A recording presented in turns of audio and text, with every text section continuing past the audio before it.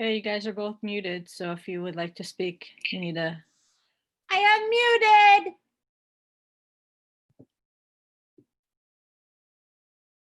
I only saw you an hour or so ago. Have you already missed me? You can't hear. I unmuted myself.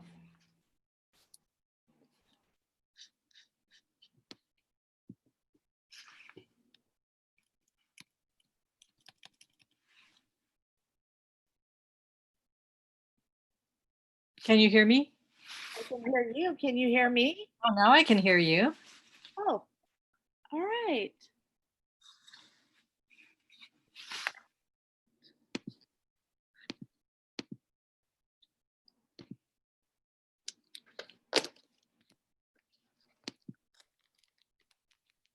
Paige, are you on permanent mute? No, I can unmute myself. Okay.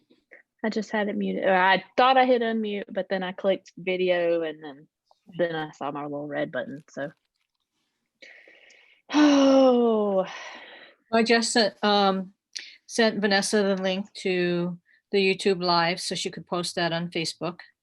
It's already on our website under the APB meeting, so people can get it through there also. I shared that link on the Facebook page on Monday, so they can find it that way. Okay.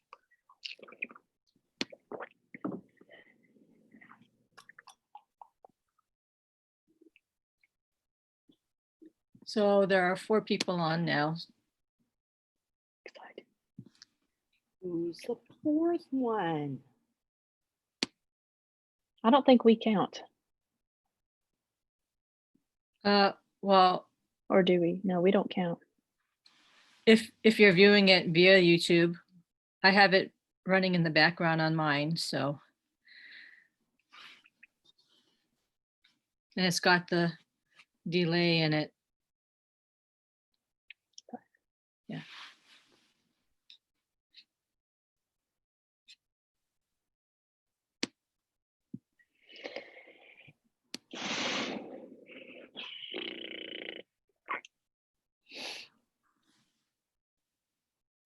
Of course, I guess I shouldn't make all my faces if we're live on YouTube, huh?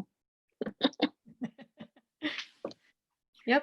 Well, I think YouTube does record these and save them, so we can send the link out if people miss the meeting. Or we can always make it a point to kind of publish it on the APB website Mm-hmm. in case people are curious. Yeah. Paige, coming Yes, ma'am. back from the school, I heard on the radio that Artillery Road is going to be shut down all day Saturday to work on the bridge. So we can't do what we want to do on Saturday. Well, that's fun for the people that live back there behind it. How are they going to get anywhere? I don't know. Okay. And my fob doesn't work anyway, so Mm. it might be Monday. Hopefully not. You supposedly resolved that issue, and at 4 o'clock it was supposed to be working. Okay, We'll check tomorrow. I'll try tomorrow and see if it works. You're gonna drive down tomorrow? Sure, why not? You're welcome to do that, but we have keys that teachers haven't checked out yet that we can use to test. Oh, okay. But if you want to drive down, you're more than welcome. I might have to drive down. Okay. I think I need a Scooby-Doo. I need to get a Scooby-Doo from my room so I can give it to Mason before he leaves on Sunday. Oh, okay. I thought you were gonna transform your ladder behind you with all your Scooby-Doos, since we'll be starting from home for a couple weeks. What? We're starting from home? I thought we had to go to school. Well, online. Oh, that's true. We will see what the directions are. Okay, well, I guess I could put them all in my garbage bag and just stick them all on my little ladder there. I'd be happy. And my dogs would be happy because every morning I've been telling them, Mama's got to go to work. Today was in 1 week, so start getting used to it. Oh. Are they going to be home by themselves? Nick will be here, but their mama won't be. They'll Hmm. be sad. They'll miss her. Well, it's not going to be the first time you leave them because fall happens every year. I know, but it's just been a long time. They're probably thinking, wow, she's never going back to work. Hi, Missy.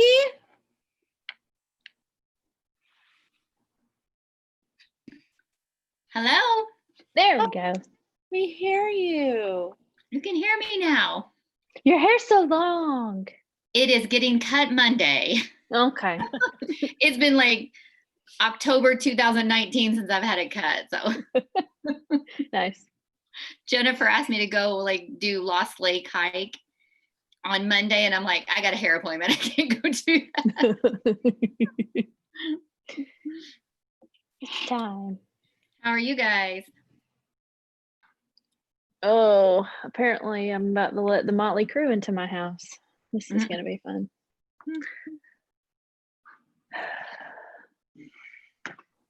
Mindy, I can't believe you're letting Mason move away. It was not my choice, Missy. I know. If it was my choice, it would not happen.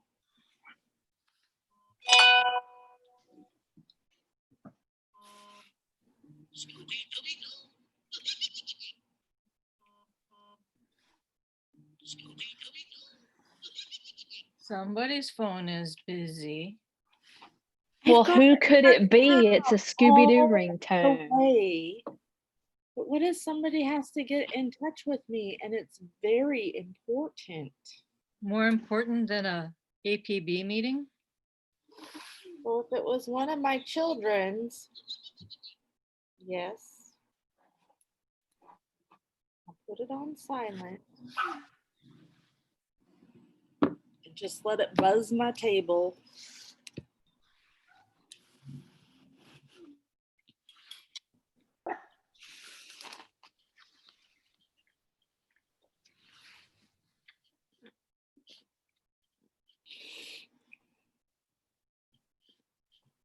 I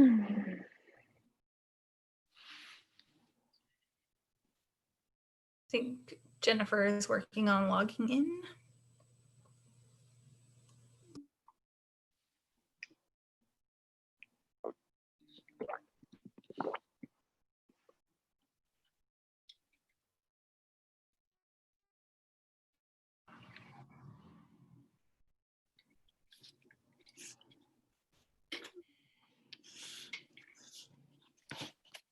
There we go.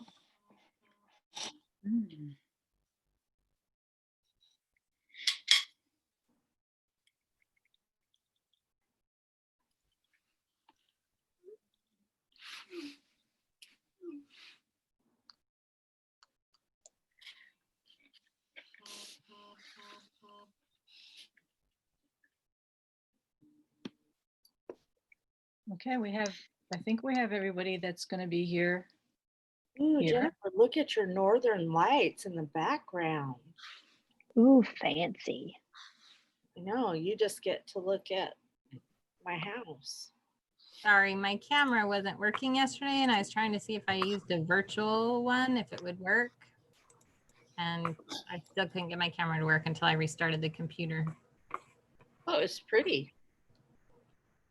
I know it was prettier. I don't know if it's official, if we're supposed to do that or not. So I turned it off. Okay. Did Casey's, she said she'll be just listening. Does that mean she's not going to be logging into the Zoom? Do you know? Yeah, I think that she's Okay. Traveling. Okay. All right. What time is is it? 5:47. Let's go ahead and call to order at 5:47. Does anyone have anything they would like to revise or prioritize on the agenda? All right, can I get a motion to approve the agenda? I will make a motion to approve the agenda. I will second that. All in favor? All right, agenda is approved as written. Onto public input. I have one email that a parent sent to read for input, and I do not have anyone who signed up to call in for public comment. Does anyone else, have they received any emails from anybody? No, ma'am. Nope. Okay. Deanne, have you? No. Okay. All right, so I will read the one email. Do I say who it's from? Does that? Uh-huh. Yes. Okay. So this is from Camille Strain, a parent at the school. She says, I learned last week that it was under consideration to have EACS commit to online schooling for the entire first quarter. If approved by APB, it would then go to ASD for approval, but that shouldn't be a problem because another charter school had already been approved for something similar. Why would EACS need to deviate from the school district plans? The reasoning I heard was that it would make it easier for the parents to make plans and decisions about childcare issues, among other things, and that the kids would know what to expect. This decision should not be about what is convenient for us as parents. Today in Anchorage, the COVID-19 case count was 24. If the average case count stays approximately the same in the coming days, we would be back in school in several weeks. Our children have not had the support of their school family since March. They need as much familiarity in their lives as possible. Our kids need to see their friends, their teachers, and to interact with their school support system. They do not need or want to stay home any longer than is necessary. What about EACS kids with older siblings in secondary schools? Their siblings get to go to attend in-person school, even part-time, and EACS kids are still at home? Is that fair? ASD is dedicated to opening schools when safety allows. When that happens, EACS students should be allowed to attend. If parents have any reason to keep their students at home for the entirety of the first quarter, there are options that allow for that. I feel strongly that making any decision that prolongs the amount of time spent out of school is a mistake. Thank you, Camille, for sending that in. All right.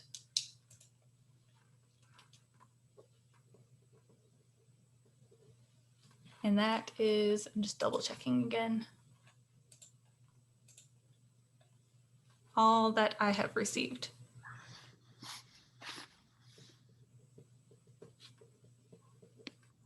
All right, on to principal report. Did everybody receive the email with the report? I just barely got it, so I'm looking at it right now. So on there, it has information current as of yesterday, what our enrollment is. It also has an update on our calendar waivers. Our calendar waivers have been approved. So we do have 2 days in September that were approved for half-day early release, and then the afternoon for teacher in service and training. Any Yeah. questions? Yes. I'm sorry to interrupt, but Casey said she's in the waiting room. Okay.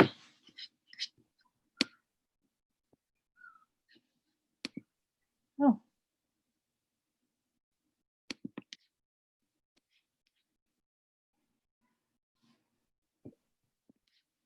And just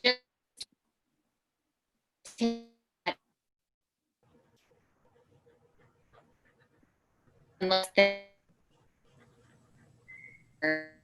Is everyone I have else someone hearing? texting me wanting to know if they can have public input.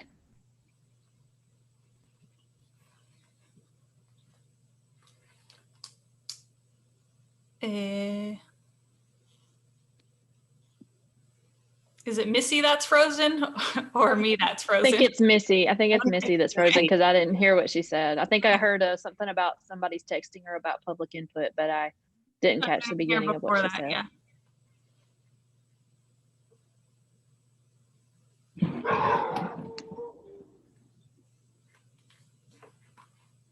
Oh, she's trying it again. Okay.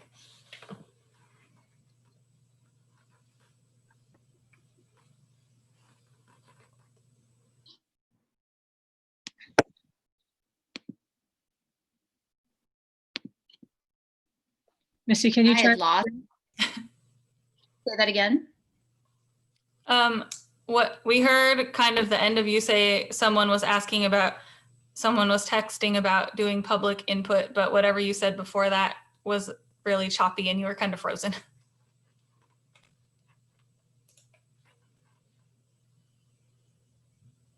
Do you want to say what you said again? Okay, everything is freezing. Oh,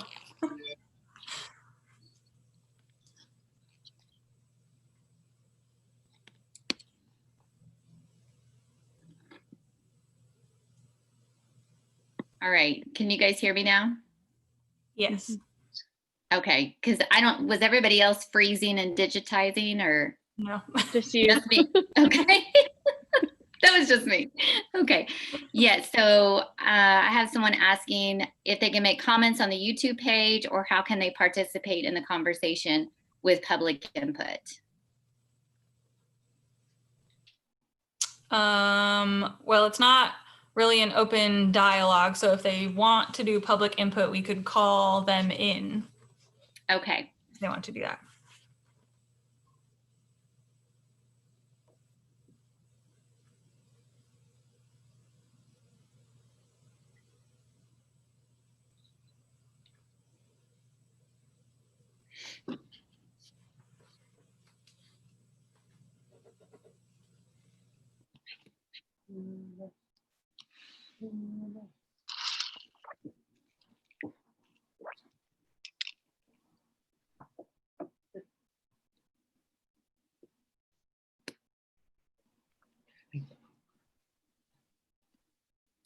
I'm waiting for a response. So Okay. Can I ask a question about their principal's report then while we're Yeah. waiting? Sure. So I know that we started new assessments for the younger grades. What was that called again? Fast Bridge. So is that not happening? Fastbridge. Yeah. So Fast Bridge and MAP are the 3 universal screeners. Those will still be happening. The district is working on a distance delivery method for assessing students via or online from home, because those happen at the beginning of the year. And so with the fact that we're starting the first 2 weeks online, they have been investigating options for having kids take those assessments from home. iReady is replacing MathWiz and Lexia Core 5. So the district will not be supporting those and we will not be getting any licenses for students to use those programs. They're replacing that with something called iReady, which corresponds to the math curriculum that they are looking to adopt. So in that, there was really no diagnostic tool to help us place students in MathWiz and Lexia. And it was very sort of lockstep. You know, you do one level and then you go on to the next one and the next one. iReady is supposedly adaptable. So they do a diagnostic first, and then based on that diagnostic, it places them in an online instructional tool to do either acceleration for our kiddos who are advanced, because it is an adaptable assessment. So it'll take kids up to where they really need to be. And then also could diagnose kiddos who are struggling in particular areas. And then it'll place them in that instructional tool so that they can do either interventions or acceleration work at home.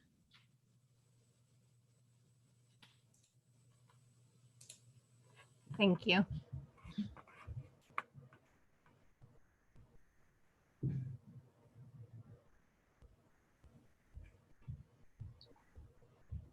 Any other questions on the principal's report?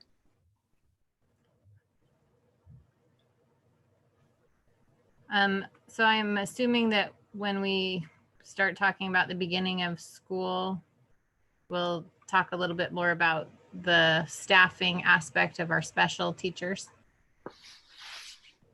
Yes.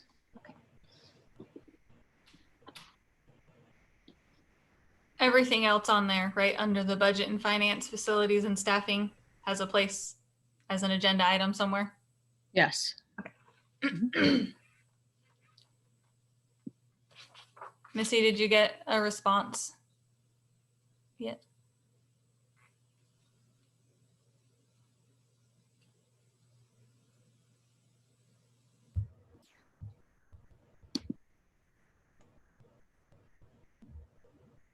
You're muted if you're talking to us. Okay.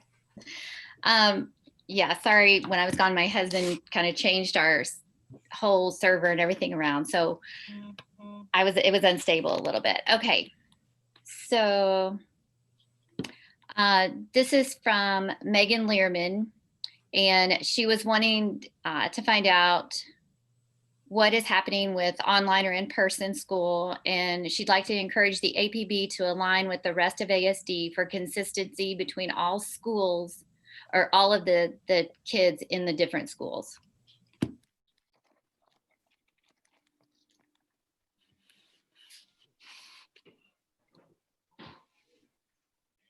Is that just like whether they're in school or whether they're at home? Is that what she's talking about, aligning? Yes, consistency with what ASD is doing so that all children in every school will be the same.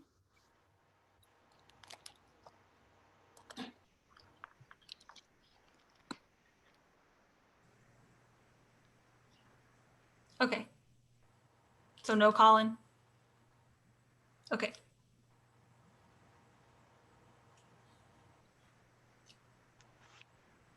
No one else has any last minute public input, people? Just check one more time. I still don't. All right. So any other questions on the principal's report? Is the survey on here on the agenda too? Sorry, I printed it off, but I left it at work, so I don't have it sitting next to me.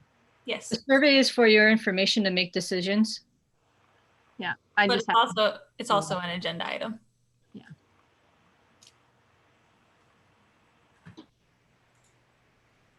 All right. Moving on to new business facilities update. So we have workers in the building right now replacing the floors in the student restrooms and the staff restrooms. And those hopefully will be finished tomorrow. And while they're doing that, they're also having plumbers come in and recheck all of the seals and things and reinstall our toilets because they took out all of the stalls and the toilets to redo the floors. We are scheduled to have the AC unit, compressor, and other parts sometime next week replaced. And then they will do a full inspection, and hopefully I will have a report, a checklist report for you by our next meeting. We did write into our charter or our lease renewal that the landlord would do that and then provide that to us. So that is not something that is a budget item other than renegotiating in our lease agreement. And then we have, due to the fact that our nurses room is a little small, we are expected to create an isolation area for a student or an adult in case we have any indication that we have a kiddo or a staff member or an adult member that may need to go home because they are showing symptoms or signs of illness. So I am working with health services and Nurse Jan, our landlord, and operations to figure out where that would be, because her office isn't small enough for her to even have 6 feet between her and any adult or person in that space. So we've been exploring a couple options, and we think that we have something agreeable. It needs to be something fairly close to the health room. You know, we will have several classrooms not being used this year because of the shift in staffing of specials. But those rooms are so far away, we don't have any way for Jan to monitor kiddos if they are waiting in there for their parents to come and pick them up. So any questions about that? Well, what's the plan for that? We're looking at possibly using curtains with railings across the ceiling in the staff lounge.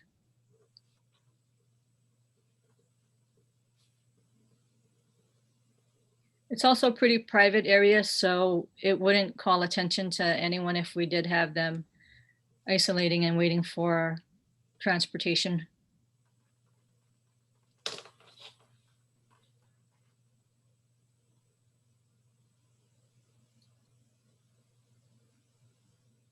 So if somebody was to be in there, would the staff lounge essentially be closed, or would they just have to stay behind the curtain and people could still pass through?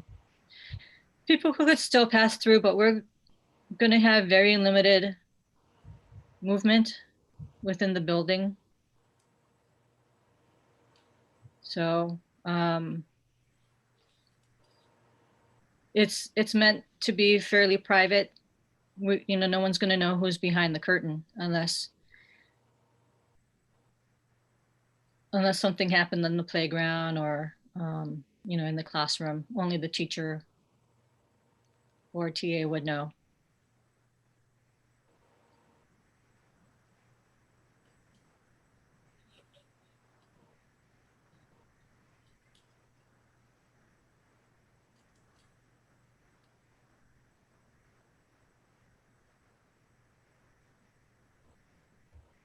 I don't have any other questions on that.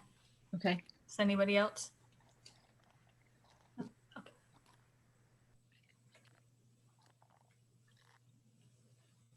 And that's it for facilities? That's it for facilities. Okay. On to CARES Act funds. We will be receiving a portion of the CARES Act funds that the state received, and then Governor Dunleavy distributed portions of those to the Department of Education. And then each district was allowed to request a certain amount for in the grant. And so when ASD applied for the grant, they also applied with the plan that charter schools would receive funding based on our adjusted average daily membership. So based on that and our 176 student enrollment that we had for the last 2 years, we're expecting about $44,000 in CARES Act funds to help mitigate costs related to COVID. And it has to be spent this year, and it has to be spent on anything that we can actually justify being related to COVID. So we have a lot of things that we need to put in place. We've been looking at some hand sanitizers, PPE, all of those things. We received a small portion from the district to get started for the first couple weeks. And then after that, because we received CARES Act funds, the district is expecting all charter schools to actually, use those funds for whatever expenses that are related to that. So the district is at this point trying to create a stores inventory list. Once they get that built up, then we will be able to kind of order through there instead of sourcing them ourselves. But since they don't have those stores generated just yet because of shipping and supply and demand, we've sourced our own things through approved vendors through the district and are kind of waiting to do that. So I do have a list of things that I would like to be able to use to get us ready to have teachers and students in the classroom.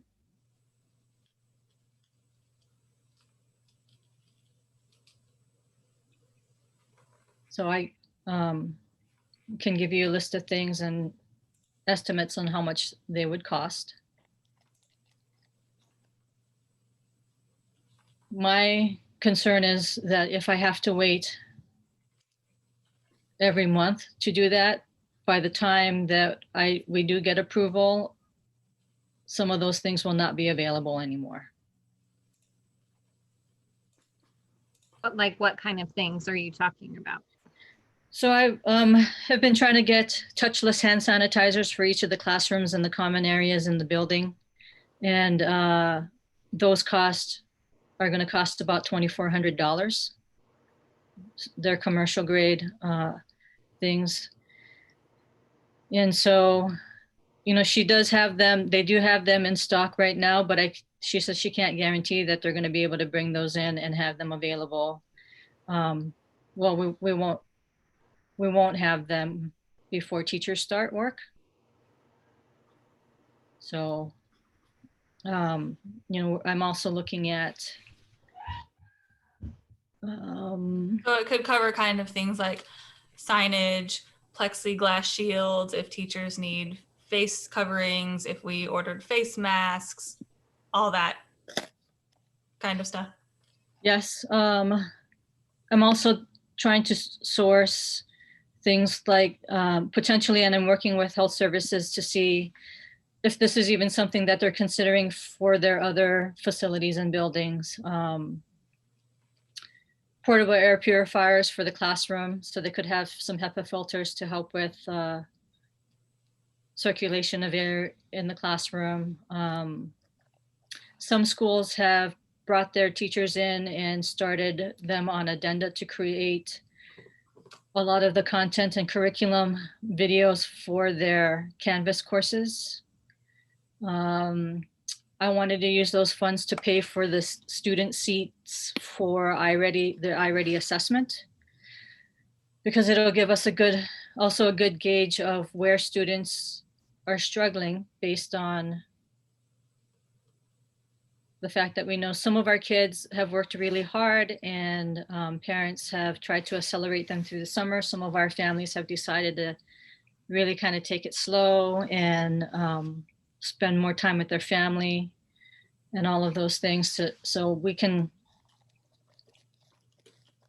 use all of those funds in those ways, but they more than likely exceed the $1,000 spending limit.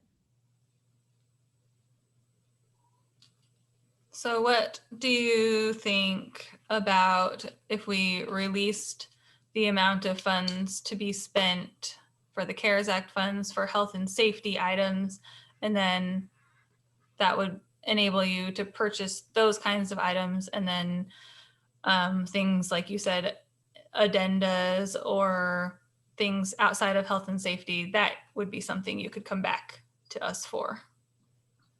What do you all think about something like that? Well, my question is, we have that number.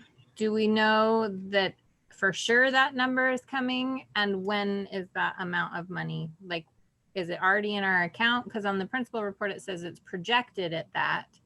So I just want to make sure that before we release those funds, we know that those funds are going to be there.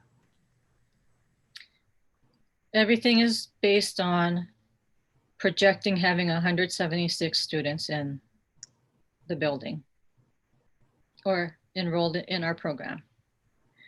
Right now I have earmarked about $23,000 worth of things. And so if I have to wait, we will miss out on iReady because I have to generate a PR by tomorrow. And that is $9.60 per student for the seat and the use of the instructional software. And that comes out to, let's see.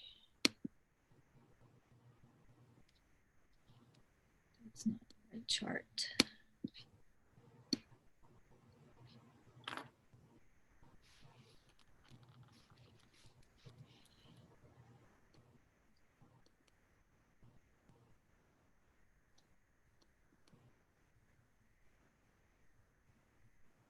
What grades was I ready for?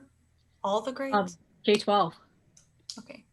So it's replacing, but it's not replacing FastBridge and MAP. So what is it replacing that we already did? MathWiz and Lexia. Did we do those? Okay. Yes. And we have to buy 176 students worth, even though right now we don't have 176. I'm projecting based on the number of students that said that they were returning to Eagle Academy and the number of kiddos who have already exited Eagle Academy for either homeschool, military transfers, moving out of the municipality, because we have had several families have to move. So based on our projections, we're looking at 165 students. So I wasn't going to order any more seats than that. And that would be at 165 students at $9.60, $1,584.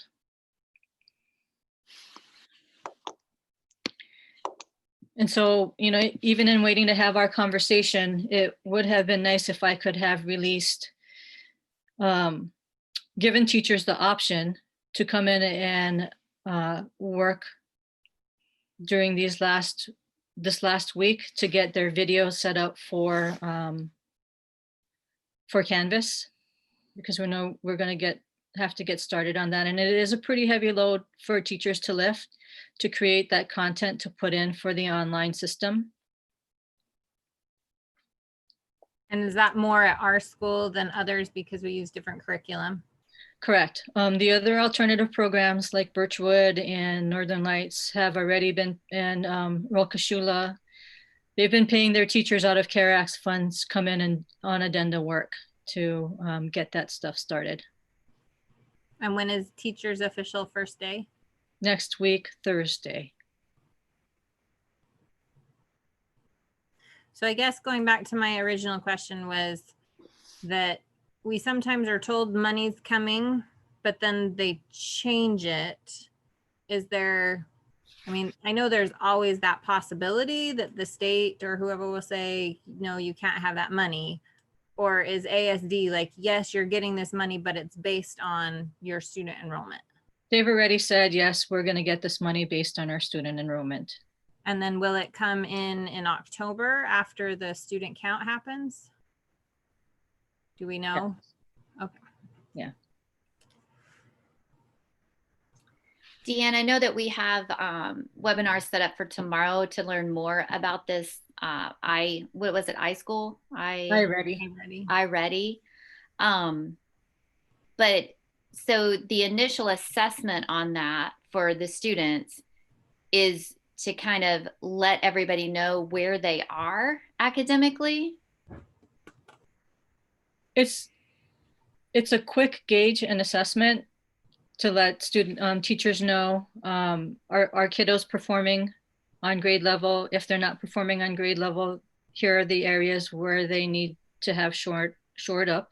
Mm-hmm. And here are the areas where they don't have any clue.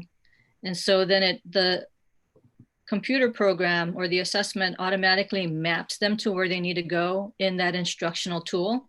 Mm-hmm. Like, and we didn't have that ability in MathWiz and Lexia Core 5 to place them really anywhere. It just started at their grade level. So if you were in 5th grade, they kind of placed you where 5th grade would start in Lexia or MathWiz. Okay, and this is, I mean, Lexia and MathWiz isn't something we did for all of our students. So, you know, we're talking about having a seat for every student in this iReady. Correct. Otherwise, we can't assess students to figure out if they need interventions. We also use Lexia and MathWiz for enrichment or acceleration. So it's just another added tool that our teachers and our parents can use to either help remediate or help accelerate if they would like to have something for their student to do, in addition to our regular instruction.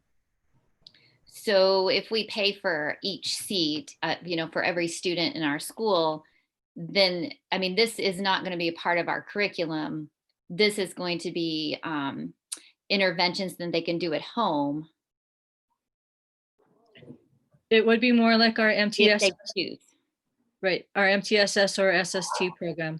The only thing is that if we choose to have maybe only 50 seats, we're going to have to target which 50 students we want to use. Mhm. So in a normal year, And what which, what and- what options did the teachers use to figure out the placement of the students?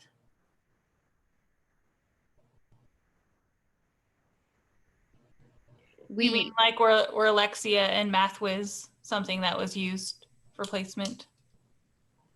No, Lexia and MathWiz were not used for placement. They were used as an after-school intervention tutoring type of thing. In our beginning of the year assessments that we do every year, that helped us place our students. Because the that's first placing 2 them weeks- more for our curriculum and our standards, not a Mhm. curriculum that we don't use. Is that correct? Yeah, our assessments is at the beginning of the year is what we have used to see, you know, if students need to level or if students need interventions, that type of thing. So I guess my question is, are you still going to be able to do your normal type of assessments, doing it all virtually?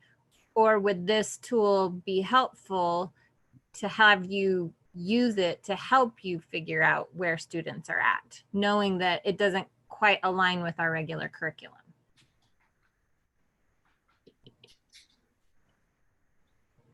And I'm assuming we won't know that until you attend the training tomorrow. Is that right?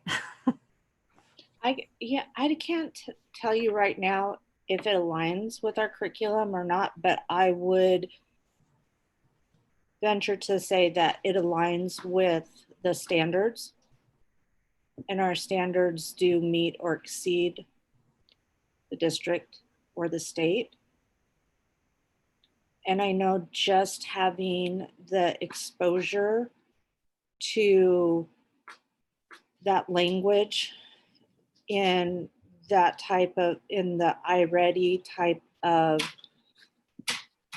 assessment and the MAPS type of assessment, those are that language is what we see on the PEAKS assessment. And that language is a little bit different than Spalding and Saxon. So having our kids see that and being able to help them understand that actually helps them better perform later on.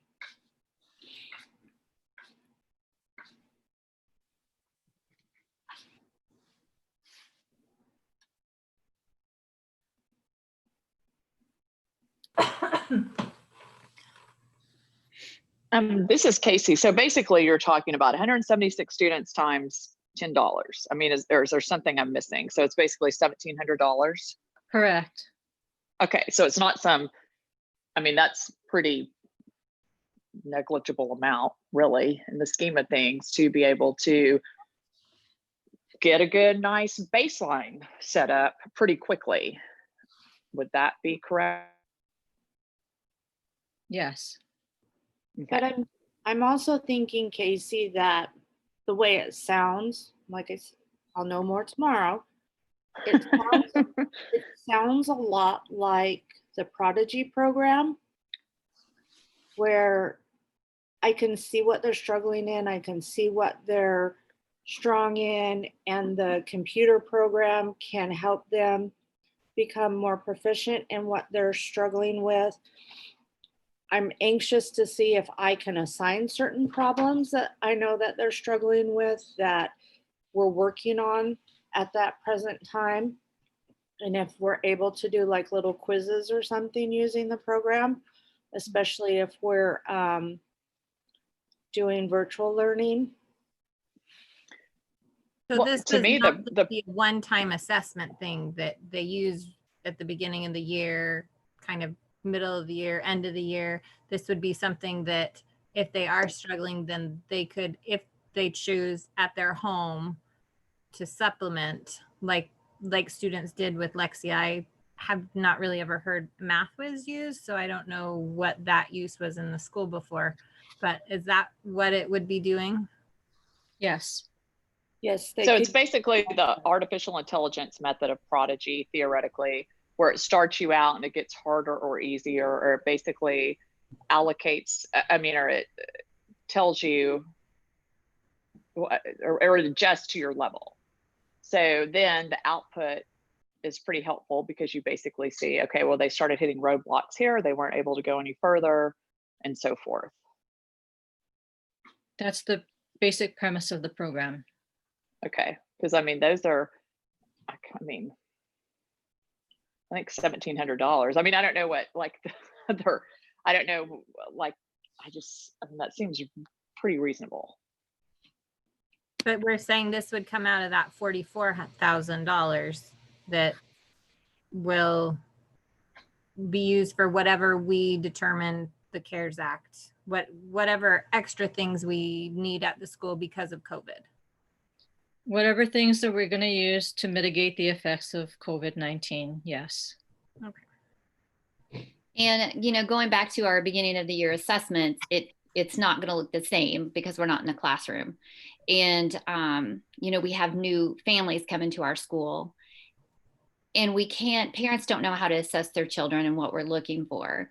And I know, there's been some, in talking with Deanne about hopefully being able to get those families one at a time in to do a few assessments with those new students. But, we got to think about the validity of the tests. We can't put a quiz online, to see where they are, because not all students have, the same abilities on the computer. When we do those in the class, we don't help them. So there's, a lot that goes into that on our leveling and how that's going to happen. I look at it as just another tool that teachers use in addition to their classroom assessments at the beginning of the year to help inform our decisions about appropriate instructional placement. Do we consider the fact that it happened on a day where a kid wasn't feeling well or didn't get sleep the night before or whatever it is? That as teachers when you have kids in the building, and right now with all of our students, it's going to be hard for teachers to gauge where they're coming back at. Even though we had those kids for 5 years and they've been in our building, we know where they were placed, we still don't have a sense of where do we need to start them at, except for the assumption that we're going to start them at whatever grade level they would be this current year. So I'm looking for multiple ways. It's a great opportunity for us to just have another piece of information to help teachers and parents know how far our kids have really gone between March and August. So I guess my question is, can we even vote to approve spending that money now, since this is the first time it's on the agenda? If we can't, then it would make more sense to say, I mean, we could make a motion, and then Mindy and Missy are going to attend the training tomorrow. They'll be able to give us a better idea when we can actually vote on the motion of, yes, this would benefit our students at our school, or it's really not what we thought it was going to be and it's not going to work for us. Even if you voted to approve it, I would not purchase something just because you voted to approve it. If after attending the trainings tomorrow, Missy, Mindy, and I sit down and say, this isn't going to help us, it's not appropriate for our program, then we won't spend the money that way. But I guess my point was that if we can't even know that yet, I mean, if we can't even approve it yet because it's new on the agenda tonight as new business, then we can talk around in circles, but it's really not going to do any good until we've had that extra assessment where the teachers have talked about it, and then we can decide at that point at our next meeting. So Paige confirmed with Timmy at the Alaska Association of School Boards that we can vote on new agenda items if everyone is comfortable doing so, unless it is a policy or procedure or for good practice. If it has something like a big financial impact, then we can vote on that at the same meeting. I'm kind of mean. So why wouldn't we say, yes, we approve this, and then they go to the training tomorrow and they don't like it, we don't spend it. They do like it, we do spend it. I mean, why isn't that doable? Make that It is. motion then, Casey. Well, Make that motion. I would like to make that motion. Wait. Well, do we want to make them? Or you- Yeah. Yeah. Do we want to make a bigger chunk of funds available is kind of more the question for Deanne to spend at one time than That's- parceling out line items. Do we want to allow her out of these funds to give her a bigger spending limit with I think that's a great idea. the understanding, maybe not all of them, like Jennifer pointed out, we don't know if we're getting $44,000. Maybe we do 5,000, maybe we do 10,000, with the understanding that it's mainly health and safety. I mean, I personally, but you can all say your piece, would like to see, if we're doing teacher addendas, I would like to see that come back to us first to know what we're looking at before that's just automatically approved. But health and safety, and I guess this thing, what is it called? iReady. But if we want to do just a bigger amount for her to be able to spend up to over the 1,000 out of these funds. Well, and Do you already have a list of things that you're wanting to purchase besides, you mentioned hand sanitizer and the iReady, but that was as far as you got on your list. Are there other things on your list already? So I've been waiting to do the PR for the touchless hand sanitizer dispensers for potentially still doing research and working with HR, or not HR, but operations and health services on portable air purifiers for classrooms and the staff lounge or workroom area. And those are not inexpensive. And then also a level 1 addenda for teachers to start putting in or generating all of their videos for instruction. And my thought was I was going to offer a level 1 addenda, which in the district for teachers is $1,000 worth of 40 hours of work. And that would require them to have the first 2 weeks of their Saxon and their Spalding instructional material uploaded into Canvas, ready to go on August 20th. So can I pause for 1 second? So does that mean that there's not going to be any live instruction? No, that doesn't mean there won't be live instruction. Okay. Keep going. So, those things, we have 8 grade level teachers. Those addendas are 8, if everyone chose to do it, that would have been, $8,000.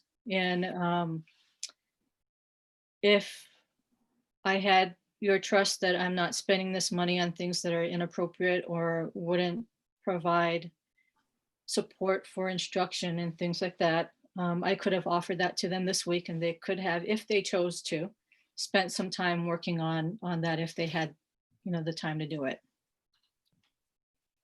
But- Earlier you had said, I think, or maybe I don't have it correct, but you had a list of about $23,000 that you already had itemized out of things that you would spend out of the 44. Is that Yes. right? Correct. So, And those Does are that the things include the I level just- one? Those are the things that I just included. Yep, talked about. so perhaps we could approve 25,000 just to make sure it's all covered in a motion and let Deanne go with those. I'm throwing that out there. I'm okay to make a motion, but I didn't know if we needed to discuss it more. Do you have anything else you're thinking about looking at, like temperature scanners or Yes. masks or anything like that that you're thinking about adding to the list? So I did order a, again, touchless wall-mounted thermometer, because one of the expectations will be that every adult that comes into the building will have to do a self checklist, and then also take their temperature and record it. So instead of having, which we do now, those infrared ones where you press it up here and you take your temperature. Every time somebody touches that, we have to use disinfectant to wipe it down, things like that. So to maybe cut down a little bit on our contribution to the landfill, I was hoping to be able to purchase those wall-mounted thermometers.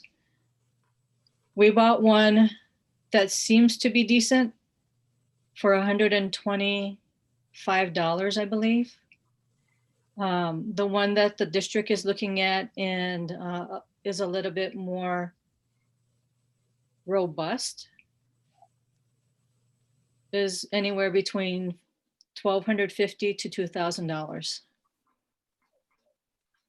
We're going to go with the inexpensive one to see if that actually works, because all we really need it to do is for an adult to be able to stand in front of it and take their temperature, show what the temperature is, and then they can just write it down instead of having to touch something that we have to wipe down later. So those are the kinds of things that we're looking at to use with the CARES Act funding. We can also look at when we do have enough assessment information and data on kiddos to work on maybe some tutoring, or to pay a staff member, or find another program to actually help do interventions with those students. Those are the kinds of things I was thinking about using the funding for.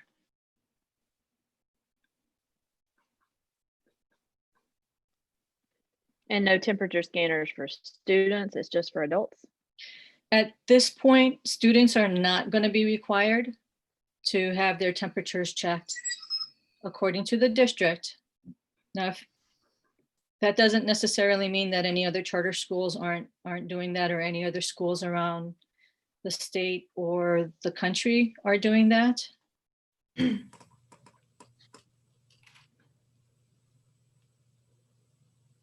Right now we're not going to take students' temperatures unless we have a reason to believe that maybe we should.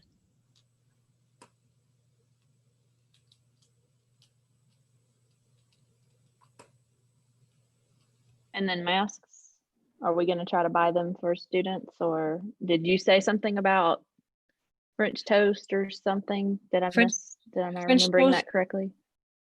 They sent Tamara an email a little bit earlier saying that they were going to donate masks for every student in our school. So based on, I believe they have smaller sizes for the kindies, larger sizes for 4th, 5th, 6th grade. They were going to send us, based on our student enrollment, a number of masks for free, donated to the school. So each student should be receiving one of those. And then they also were providing a free mask with every order that a family did. So potentially the family could have two. We also have some PPE. I have someone order because those were less than $1,000 altogether. Some pediatric masks in case kiddos forget them, or they only brought one mask and the one they got somehow got dirty and we needed to put another one on. Because if they went outside to recess and came back without it, we want to have something to be able to provide for them. Mhm. And we could also use it to purchase another set if we wanted to, of the reusable kind.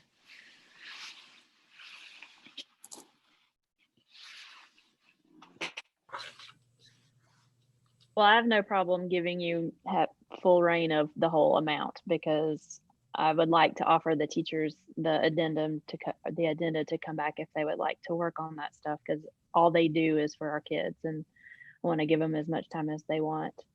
And then any of those materials, obviously, that we would need to keep everybody safe. I know Jennifer stepped away, but I can make that motion if anybody is wanting to discuss that one.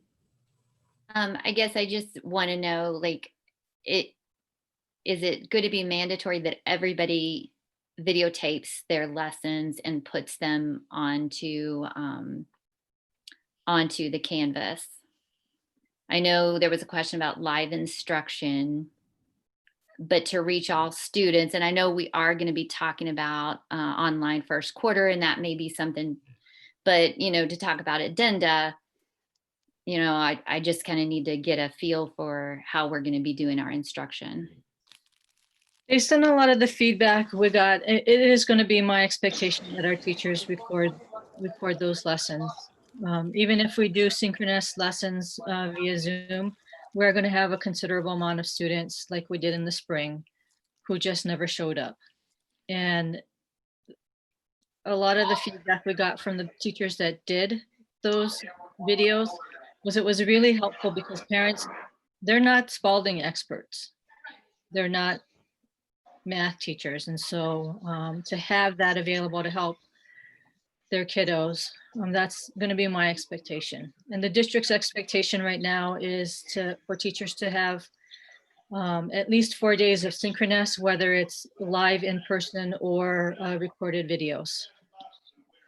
The other thing I'm thinking about is in the long term, if you do have these things set up when we have families that go on vacation, or families that have to be gone for medical reasons, or students who are sick and just can't come to school because they're not feeling well, having those videos available is something would be easily accessible for students in the future.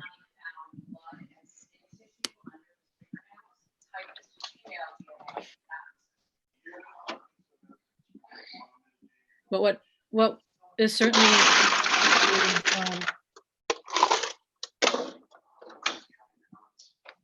acceptable to the district is for teachers to just put videos online and not have any interaction with students.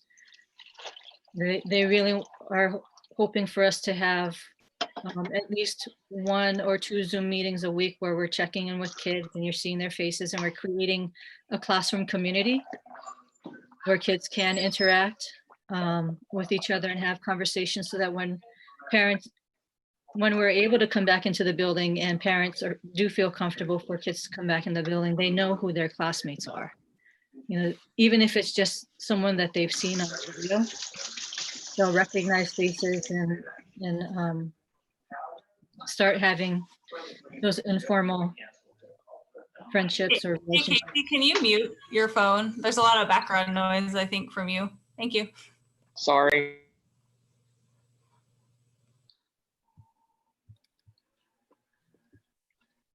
So in essence, what I'm hearing is I can video all my language arts and all my math lessons, and a couple times a week get on Zoom and meet with my class and just do some class community builder type lessons with them where we can just talk and interact. Or you might actually need to review Or content area on some of those videos, because it might be something that enough students are really struggling with. That doesn't necessarily mean also that you wouldn't be in communications with families who are struggling in particular with particular pieces that you're not going to be meeting with via Zoom other times during the week. right. It's almost like you're flipping your classroom in that sort of sense. Because when we do come back and we are in that medium high risk, remember we're looking at cohorts of students. So on Monday and Tuesday, you might be teaching cohort 1. If you're not Zooming live, you're still going to have those videos recorded for the students that are learning at home. So that's why my expectation is that you do all of your instruction for Spalding and math via either Zoom or Canvas Studio, and have that available for students and families.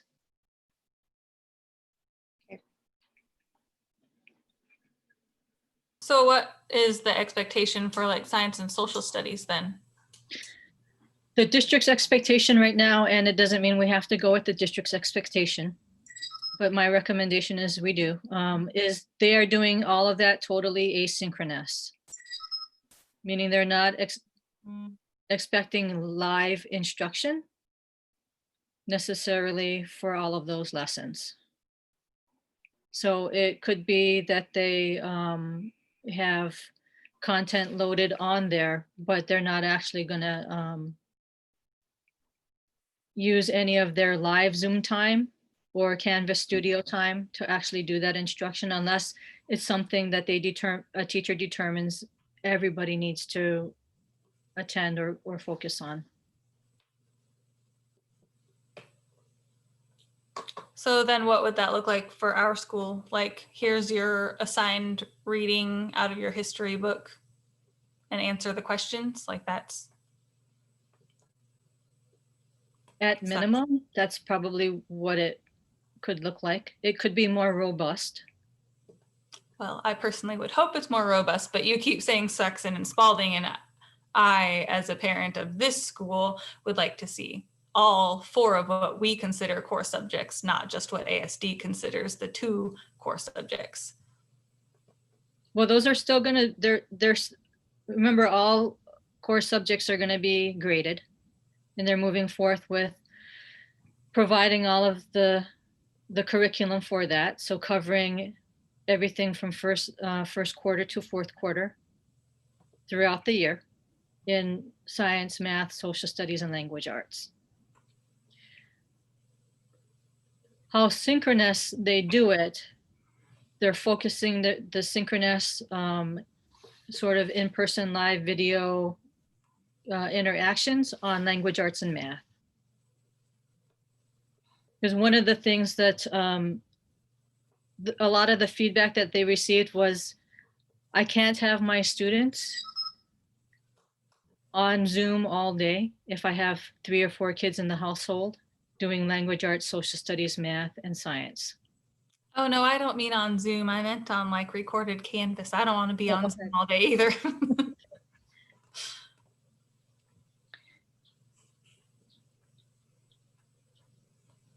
Sorry. So with that being said, we do have some textbooks. So are we going to be, like Vanessa said, would, at the bare minimum, you have the students read the chapter and answer the questions, but they would need to have that textbook.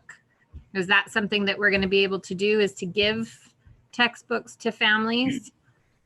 Yes, I'm looking at, I asked the PTO yesterday, Alicia, to check in with Walmart to see if Walmart would donate 170 or so of their blue Walmart bags, so we could have one for every student. Sunshine when she's gone. It's not a warm. That was All right, not- one of my kids turned on the Alexa down here. Okay. So that we'd have bags. I've been working with Fred Meyer, but they said that they would get back to me on Monday if they had some bags that we could use. I figured it would be free advertising for them.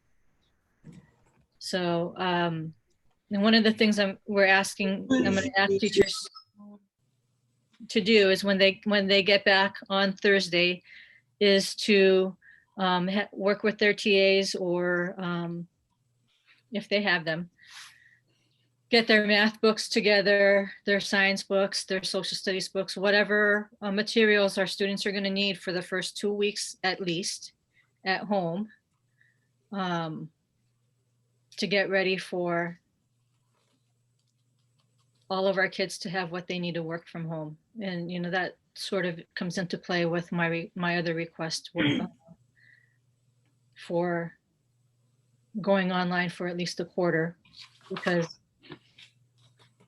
if we wait every 2 weeks, we're going to have every 2 weeks of having to actually have teachers put packets together and do a distribution line and get all those materials out, or try to get all of it back when they come back. So Deanne, I guess here comes my next question.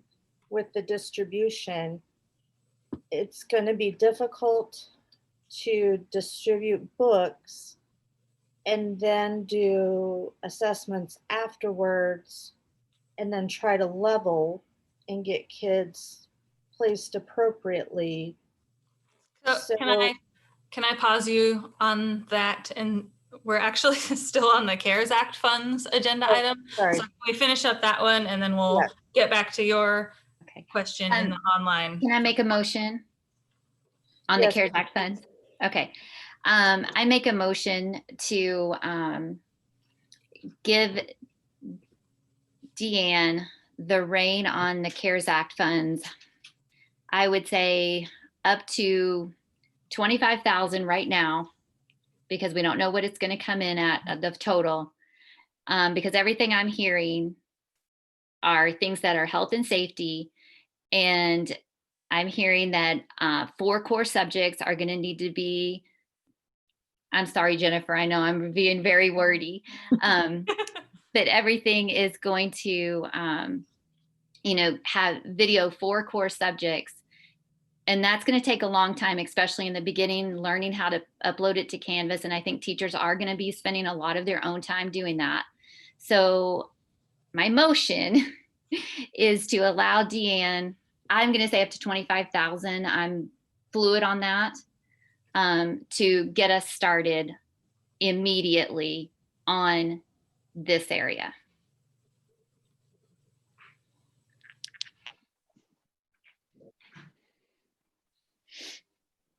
Can we make it 30? Do I hear 35? I would like to just give her the discretion to use it as she sees fit. If we knew how much we were going to get, I would say that. I just don't want to Overspend. Overspend. So I can pretty much guarantee that over the last 7 years, and you can ask my other board, I've never overspent.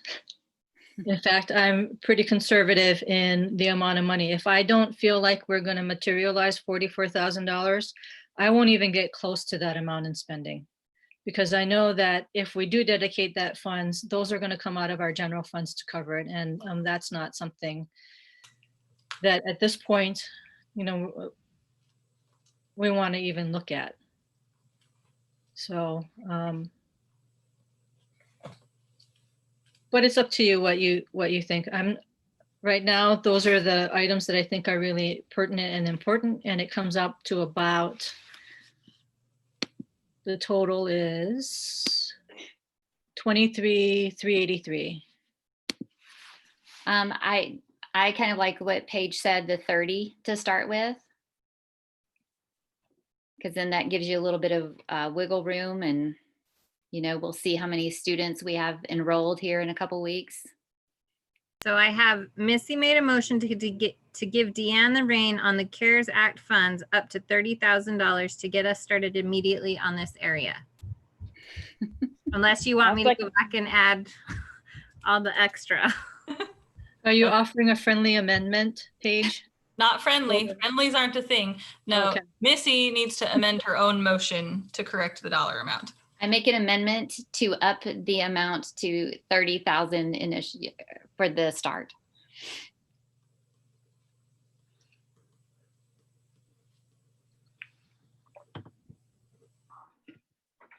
Does anyone want to second?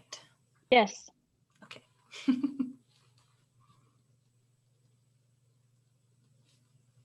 And while you're finishing that, Jennifer, I did get a text from a parent that said that if Walmart will not donate the bags, they are willing to buy 170 Walmart bags for the kids to use because they want to ensure that the kids are able to have what they need. So thank you. Very sweet. Thank you, That's whoever awesome. that is. That is the Kurtz family, or the Waltman boys, and the Korlaskis? Perlaskis. Thank you. Yes, Jason. I was going to say Jason, but I know people wouldn't know who that is. All right. Any more discussion on that? The motion on the table is to allow Deanne to spend up to $30,000 of the CARES Act funds. So I had Paige had a second. Was that just a second for the amendment? Or That's all you have to second for, right? I get lost. You on can that. second it for all of, just second for the amendment. Yeah, because that's all we need. Second, well, we need a second for the motion. Okay, I'll do that But I too. think you seconding it is fine because Missy amended her own motion and no one had seconded the motion yet. So I think that is good. All right. Any other discussion needed on it? Are we all ready to vote? Mhm. Yes. Okay. All in favor? Do we have to do a roll call because Casey's not on camera? I suppose so. Or at least roll call her and you can write the rest of us roll call with our, you can see our hands. Casey, do you have a vote? No, I'm great. Okay. Well, yes. I'd give her, $200,000, but yes, that's me. Okay. All right. Any opposed? Nope. All right. It was all in favor. So the motion passes. On to enrollment update. Tamara has been working really hard on contacting all of our families who have lotteried into the program to fill seats for students we know have officially withdrawn. And we do know that we had a lot of families on hold in the spring because they weren't sure what their orders were or if they were going to come through and things like that. So now that we're having some of those families confirm that their orders are going through, we have some vacancies at various grade levels, as you can see from my report. And she's been working to get students on those waiting lists and contacting those families and letting them know that they should be checking their email, because sometimes those seat offerings go to spam or junk mail and parents don't see them and they only have 48 hours to respond. So she's been working really hard to fill seats, and she hasn't started contacting those families who haven't done the online registration just yet. And So So can I ask You don't on have to out yourselves. can I ask- I'll totally out myself. I swear I did it, and then I get phone calls, and I'm like, I can't believe my kids aren't registered. So can I Okay. ask on your report, now. you have the 3 different numbers. You have Yes. actual registered, projected, and total seats available. So are Yes. actual registered the ones who've actually gone online and enrolled their students? But the projected are ones that we are assuming are going to, but haven't done it yet. Yes. We're assuming and haven't. And so if we look at like kindergarten, for example, we have 4 families who have officially finished all of the registration, because new families to the district have a lot more to do than just the online registration. So it's a little bit more of a time-consuming process. Currently, we have 24 seats available, and she's offering a seat to another family to make that 25, because we have 25 seats available total for kindergarten and first grade. So those are what those 3 numbers look like.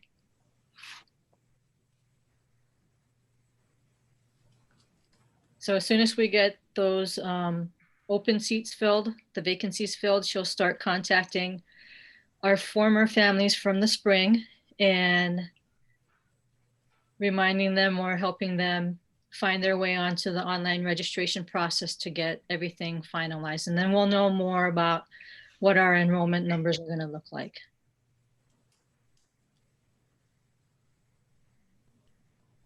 So ladies, take a look at that 6th grade number. That just like really hurts my heart.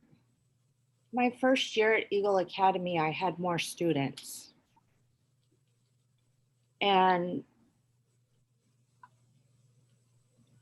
10 students in my classroom just is crazy.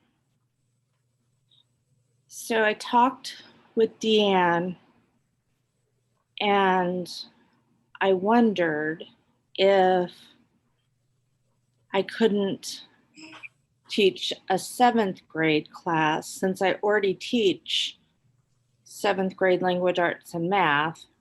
I could just add on 7th grade social studies and science, and maybe add in a few of our families who were with us last year and bring up those numbers. So I reached out to our families, my families from last year. I have 3 families that have emailed me back and said they will commit to being in a 7th grade program at our school. I have 1 family that was at our school some time ago, Mallory Lyon. I don't know if you remember the name. They're moving back up, but they won't be back until January, and she'd love to get her daughter in. And I have another student that mom said yes, but I just didn't get the official email that said, yes, I commit. And then I have 1, 2, 3, 4, 5 that were kind of on the fence and didn't know which way they were going to go. And I just haven't heard what they're going to do, if they're going to do anything. So I was wondering your thoughts about that. I have everything to teach the 7th grade language arts. I have everything to teach the 7th grade math. I would just use the course 3 in Saxon. For anyone that would qualify for algebra, I would just teach the Saxon algebra. To make things easier, because I just don't even want to deal with how am I going to find a social studies and science curriculum at this time. I would just use what the district is using for social studies in science. And then there is an opportunity through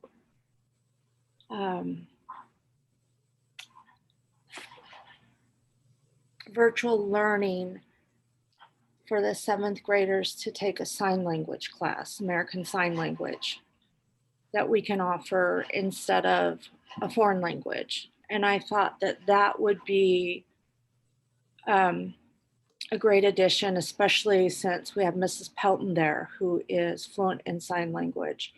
Between the virtual online portion and her help, and of course, my help, that we could offer that as another incentive to possibly bring some of the 7th graders back to add some numbers into our 6th grade classroom, bring it up. Would you still be swapping the social studies and science between you and Mrs. Pogue for this group? No. I'm going to, okay, this really belongs on its own agenda item. It's a really big discussion that goes past this year. It shouldn't be something we're only considering for this year. And there's a lot of district involvement because it is a change to our charter. So if you have something to say, I'm going to ask that you keep it really brief, and we're not going to vote on anything. And if you want it as a next meeting agenda item, then please request that so that it can be an actual topic for discussion and consideration. Okay.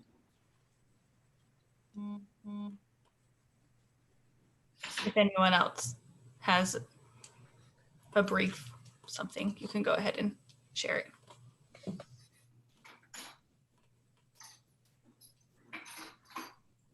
I think it's a cool idea. I always wanted to go K-8 anyway.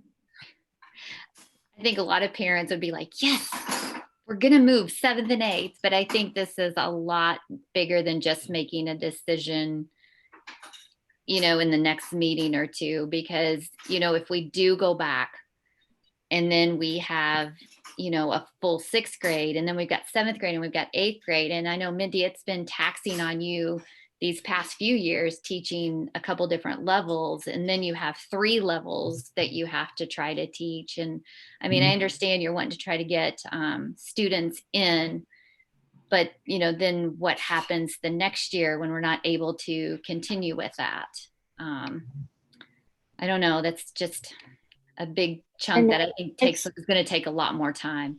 It just was a solution to trying to bring up some numbers in the 6th grade classroom. Yeah. I have 10 students. Mm-hmm. I have such a small amount of 6th graders. I could do a small amount of 6th graders and a small amount of 7th graders.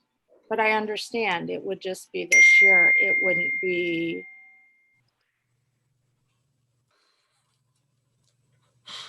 If it continues, that would be a different discussion altogether.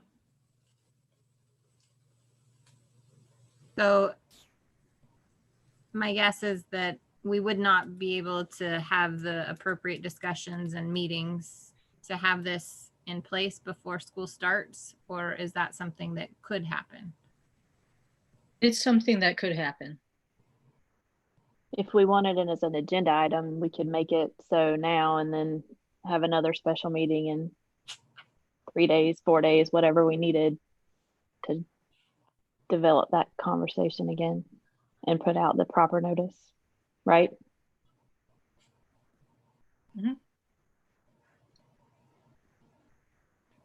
So is that something we would decide now, or would that be like if we're going to have another special meeting to discuss that, or do we just let this go and I don't know what that next step is.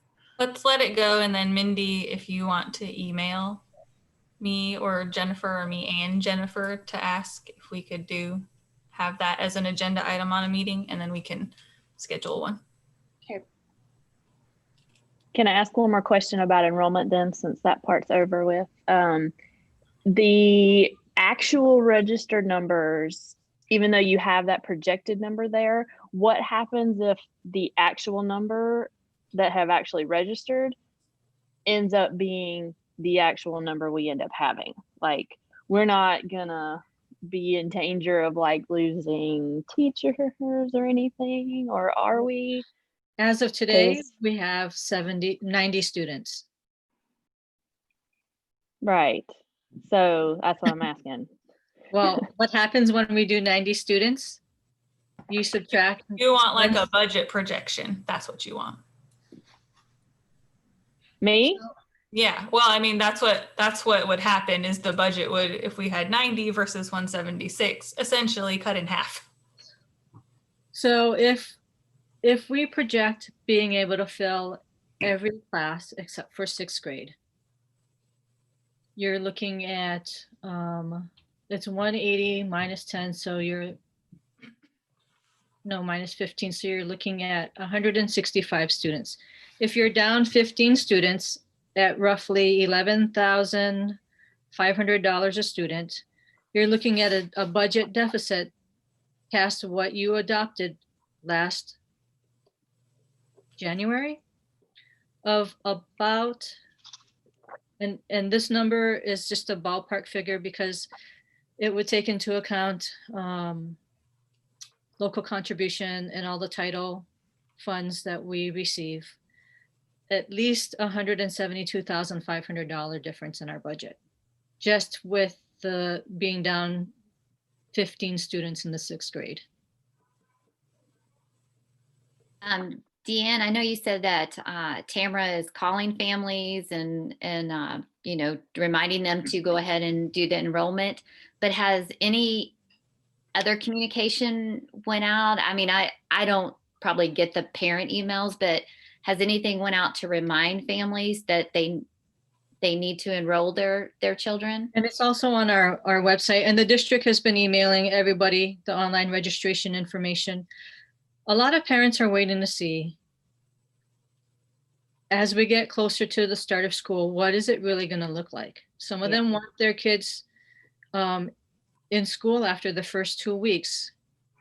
And so if that's not going to happen based on what numbers look like, they still have the opportunity to withdraw them from our program or another, other schools, and enroll them in a homeschool program or a private school. And it's something that's happening all across the district. I think if you saw ADN today, Anchorage School District is looking at least, I think, 3,000 or 4,000 students short. I know personally that my friends at correspondence programs are seeing their enrollments double or triple. And that's just not our in-district programs, but it's out-of-district programs like Cyberlinks and IDEA and Raven and things. Raven has been actively calling families in the Anchorage area. I'm not sure how they're getting their phone number, if they're just, using a phone directory or anything like that, but so. So if we are down, like Paige asked, is that something that we would be looking at losing teachers because we don't have the budget to have a classroom teacher in each grade? All of our teachers, unless we displace them in the spring, are contracted for this year. So for this year, we would have to pay them all of those things. That's why they do projections and counts in the spring, so that they know how many teachers they can confidently say they can support.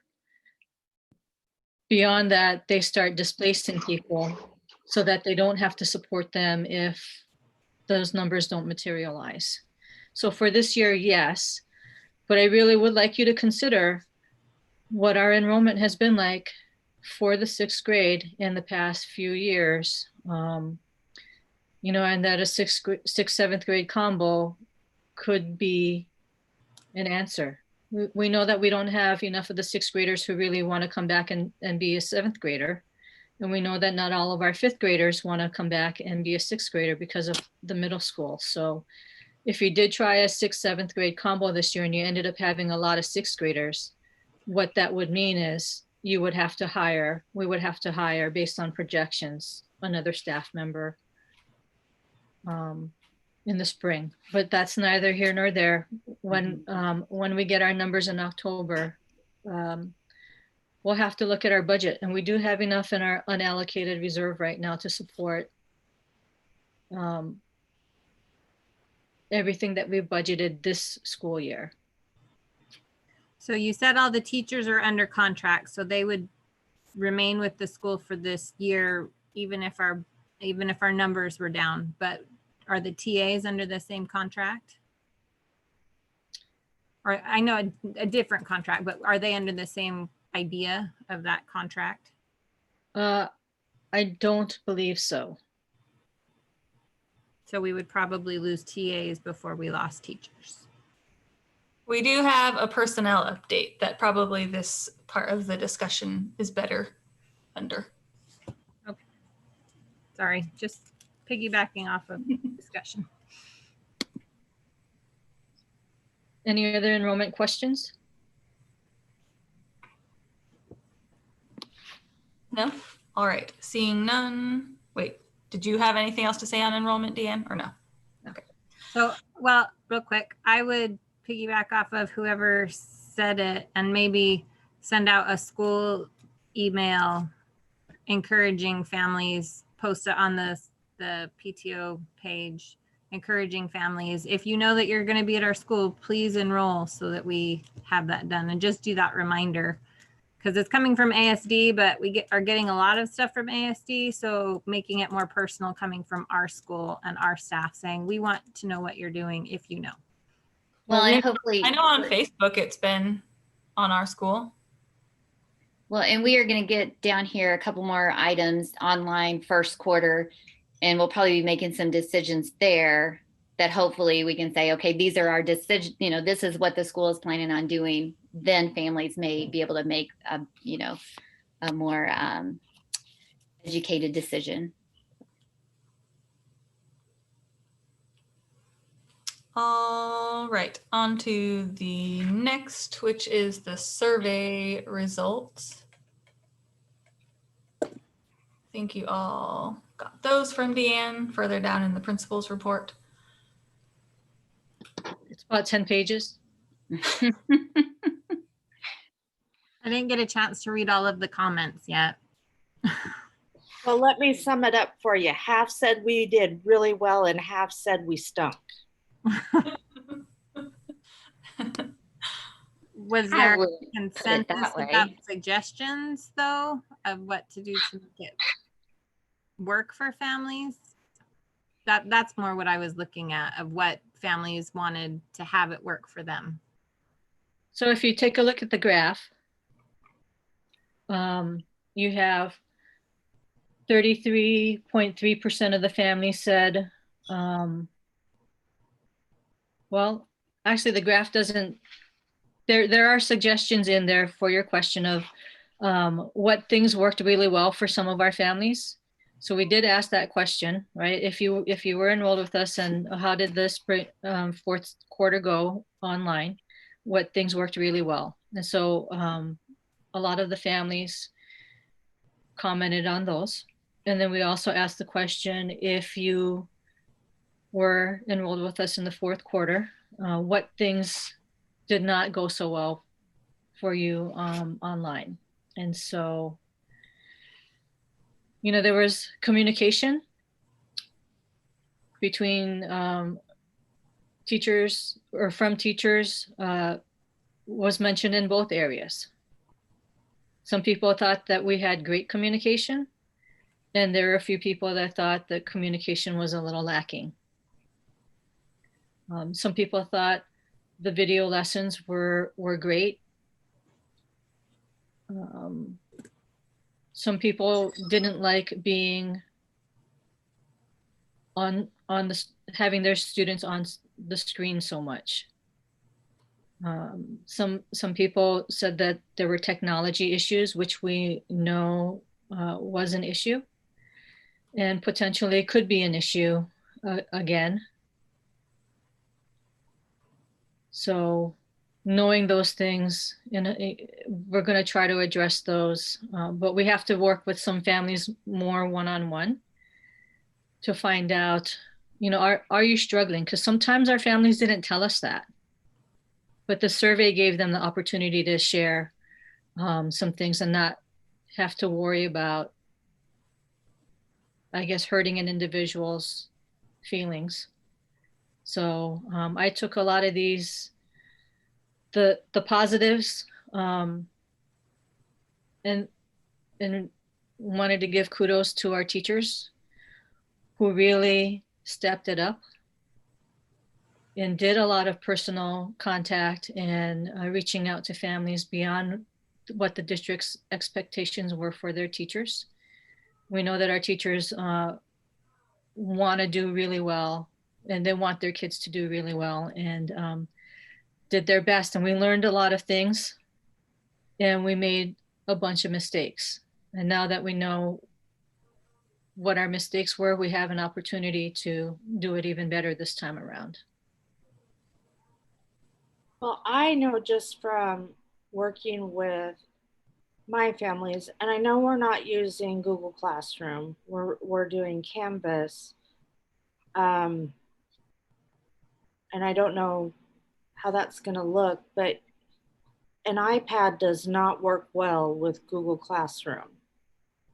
And when I did my first initial, you know, calling all the parents, you know, what do you have for technology? Do you need anything? People had iPads and they thought they were fine, and then they were hardly able to do anything. So just knowing what devices we need for the platform is important too. That way we can say, you're gonna need a laptop or a desktop or something like a Chromebook. An iPad does not really work well with this. A smartphone does not work well with this. Yeah. So we are really gonna have to make a bigger effort. And the consensus is that Canvas works really well in the Chromebooks. It's something that schools used before they even, you know, everybody went online. So, and that's why it was a question in the survey, how many of our families need some technology support? And so when we do get back, one of the things that's being asked of teachers is that they reach out to all of their families personally. They were going to be scheduling individual conferences. That sort of has changed on a day-by-day basis. But as part of that conversation, we're also going to take a new look at asking each of our families, do you need a Chromebook? And we have, I think, about 40 Chromebooks. We have a full cart and about 10 or 15 left over from the first cart that we used for the fall or the spring to pass out to families. Those families who received Chromebooks, we didn't collect those back, except for sixth graders or students withdrawing from our program. Tamara made phone calls and we got all of those back. So based on the survey, there's about 25 families that would need Chromebooks. And then so we also have a little bit more that we can pass out. So it's not going to just be one device per family like we did in the spring. If we have enough to have 2 or 3 devices per family based on need, we'll do that. And then the district is also partnering with GCI, and they're not going to provide MiFis anymore because the bandwidth or the amount of time that they purchased with those are basically sunsetting or expiring. There's not enough time left on them. So they're going to work with families And this is going to have to be need-based because there's going to be an application process. GCI is going to provide in-home internet for those families via probably a modem box or something like that. So there will be a process once teachers get back and we have our staff meeting and we figure out our next steps together. We'll communicate all of those things to our families via our newsletter. And then I plan to do a robocall tomorrow and a robo email to all of our families who have re-enrolled, because our new families who haven't registered yet are not in queue. But we know their emails, and so we're going to have to send out separate emails to them with some basic information on technologies.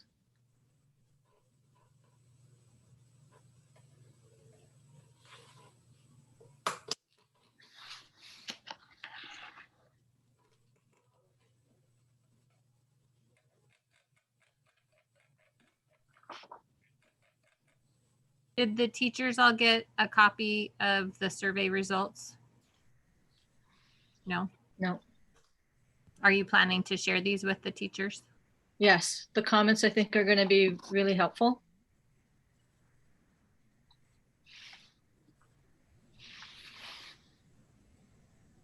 But I don't want them to take it sort of out of context, because there are some great things that we can glean from it to be better. And there are some things that, hopefully they're not going to take personally, except for those that were specifically named in the kudos section.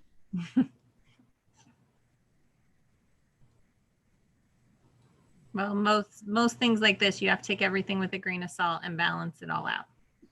Mm-hmm. Well, and I think probably most people, everyone last spring was thrown by it. So I think everyone understands that. But I think that the point that they're probably trying to make, at least the point I was trying to make, is I understand it wasn't great in the spring, but I expect it to be a lot better now because we've had time and we've done the survey. So I think that's probably why they said what they said. Constructive criticism. That's what they meant.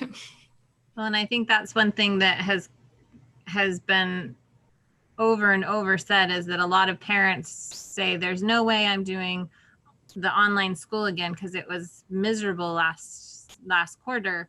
But ASD has tried to tell people it's not going to be anything like that because we've had a chance to think about it. We've had a chance to plan a little bit better. So it's not going to be like it was where we had to throw everything together last minute. We have a better idea now. And so I think parents are scared that it's going to end up like it was fourth quarter. But we've learned and we've grown and we've had a chance to think about it. So it's not going to be like fourth quarter. Not for our students. Well, the ironic thing is when you listen to when I listened to some of my parents and they compared what I was having my sixth graders do compared to what some of their friends were doing in their neighborhood schools, their friends were doing basically nothing. And my students were still we were still learning new math lessons and doing things. So. And teachers and parents were specifically told that there were no real expectations. Yeah, Students and no grade, so. All right, on the survey results item, does anyone have anything else they want to discuss on that? Or just take that and we'll apply that to the next item? Are we good? Yeah, Yes. I'm good with that. All right, on to online first quarter.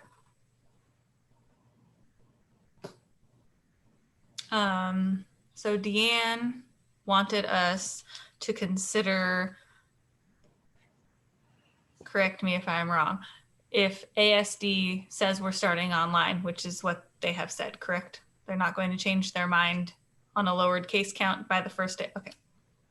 That we commit to remaining online for the first quarter. Correct. And while all indications are that the district has dedicated the first 2 weeks online, I don't get to make those decisions. So, I mean, it's a very tiny, tiny, tiny possibility that if the numbers went down to 0 for the next 2 weeks, that we could be in a low level and everyone go back, is highly unlikely. So I guess what I, as a parent, would want to know is, what does it look like at home this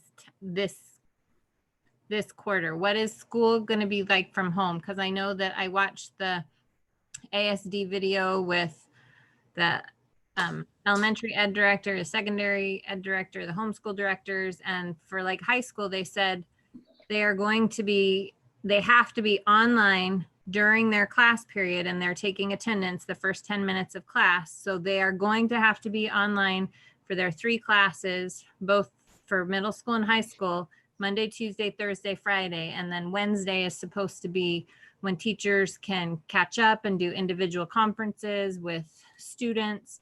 So what will it look like for our families with online school?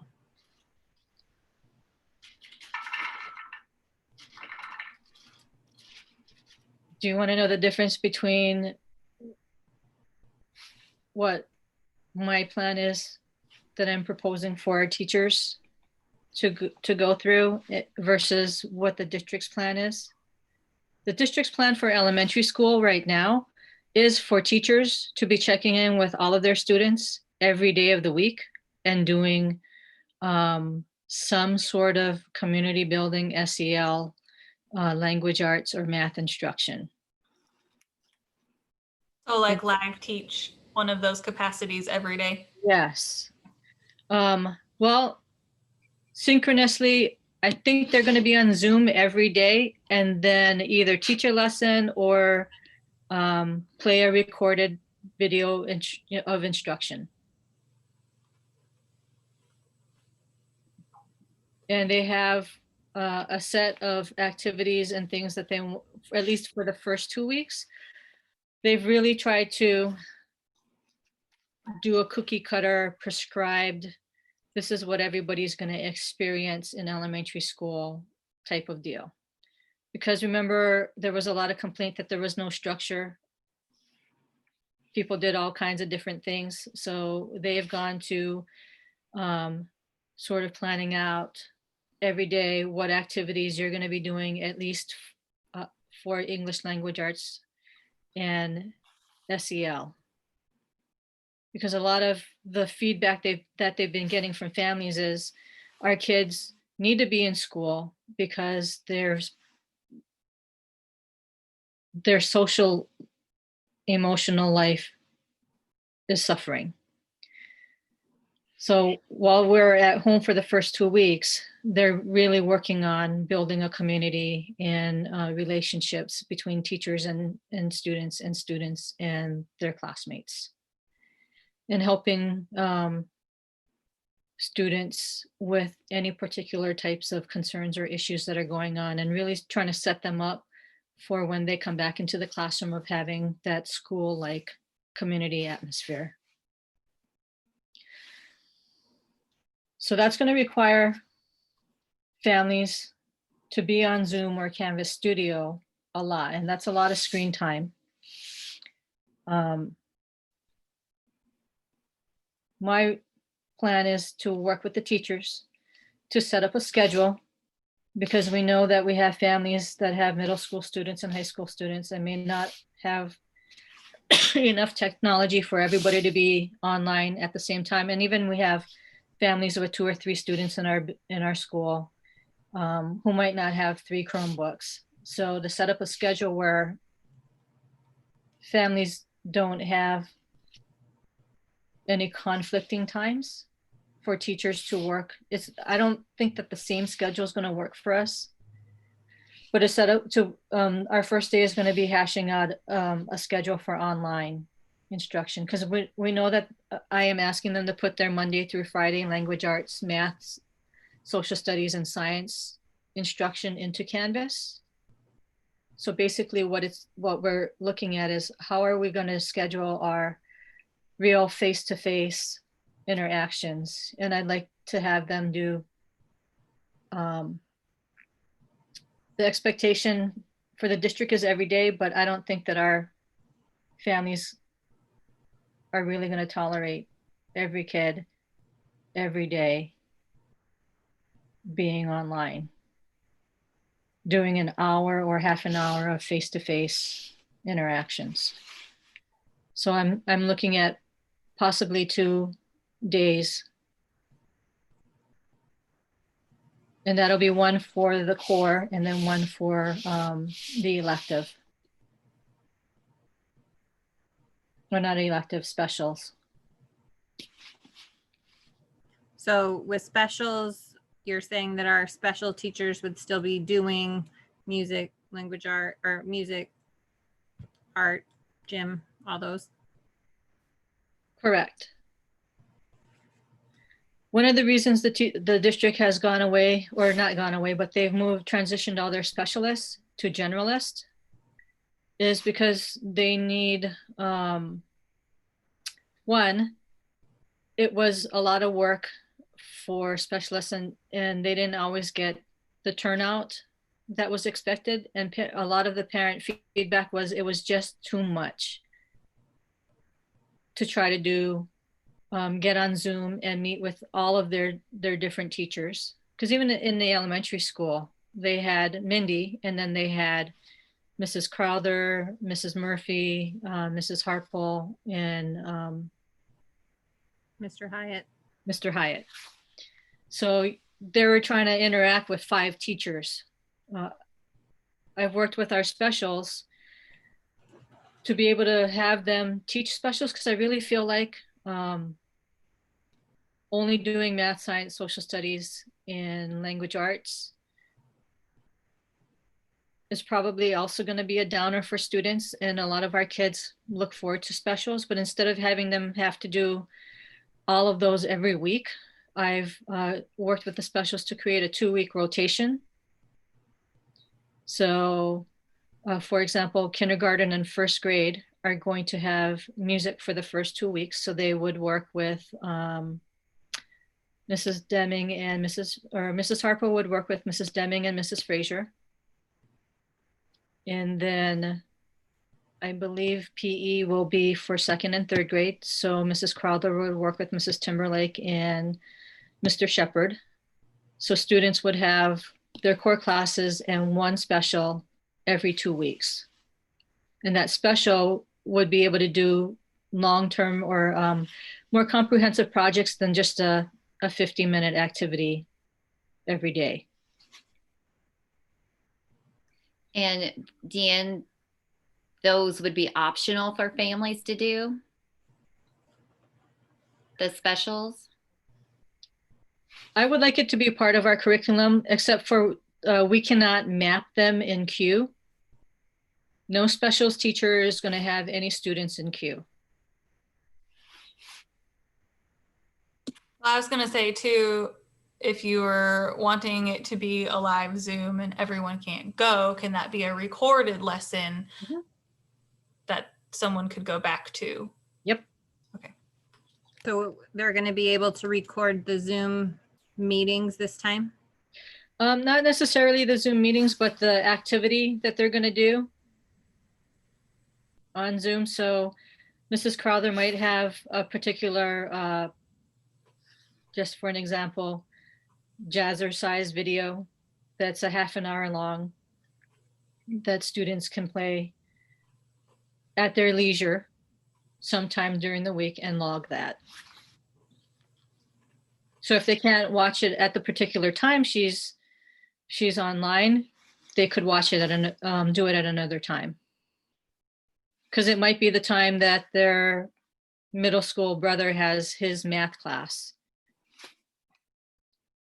So what you're saying is you're proposing 2 hours of live interactive class a week And then there would be additional recorded lessons that the students would be able to go and watch when it was convenient for them, with the assignments that they would then do on their own.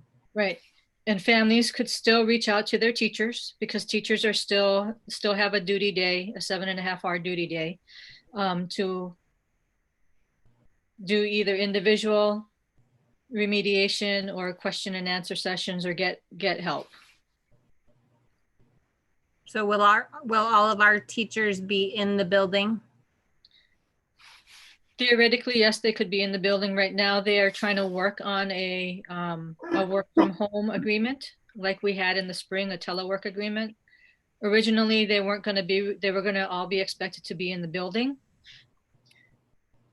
But with the mayor's proposal for what's been going on, and recommending that if you don't have to be at work or require your people to be at work, they can be at home. But there is really no reason for our teachers to not be able to come into the building. There's only going to be at the most 2 people in a classroom, the teacher and their TA.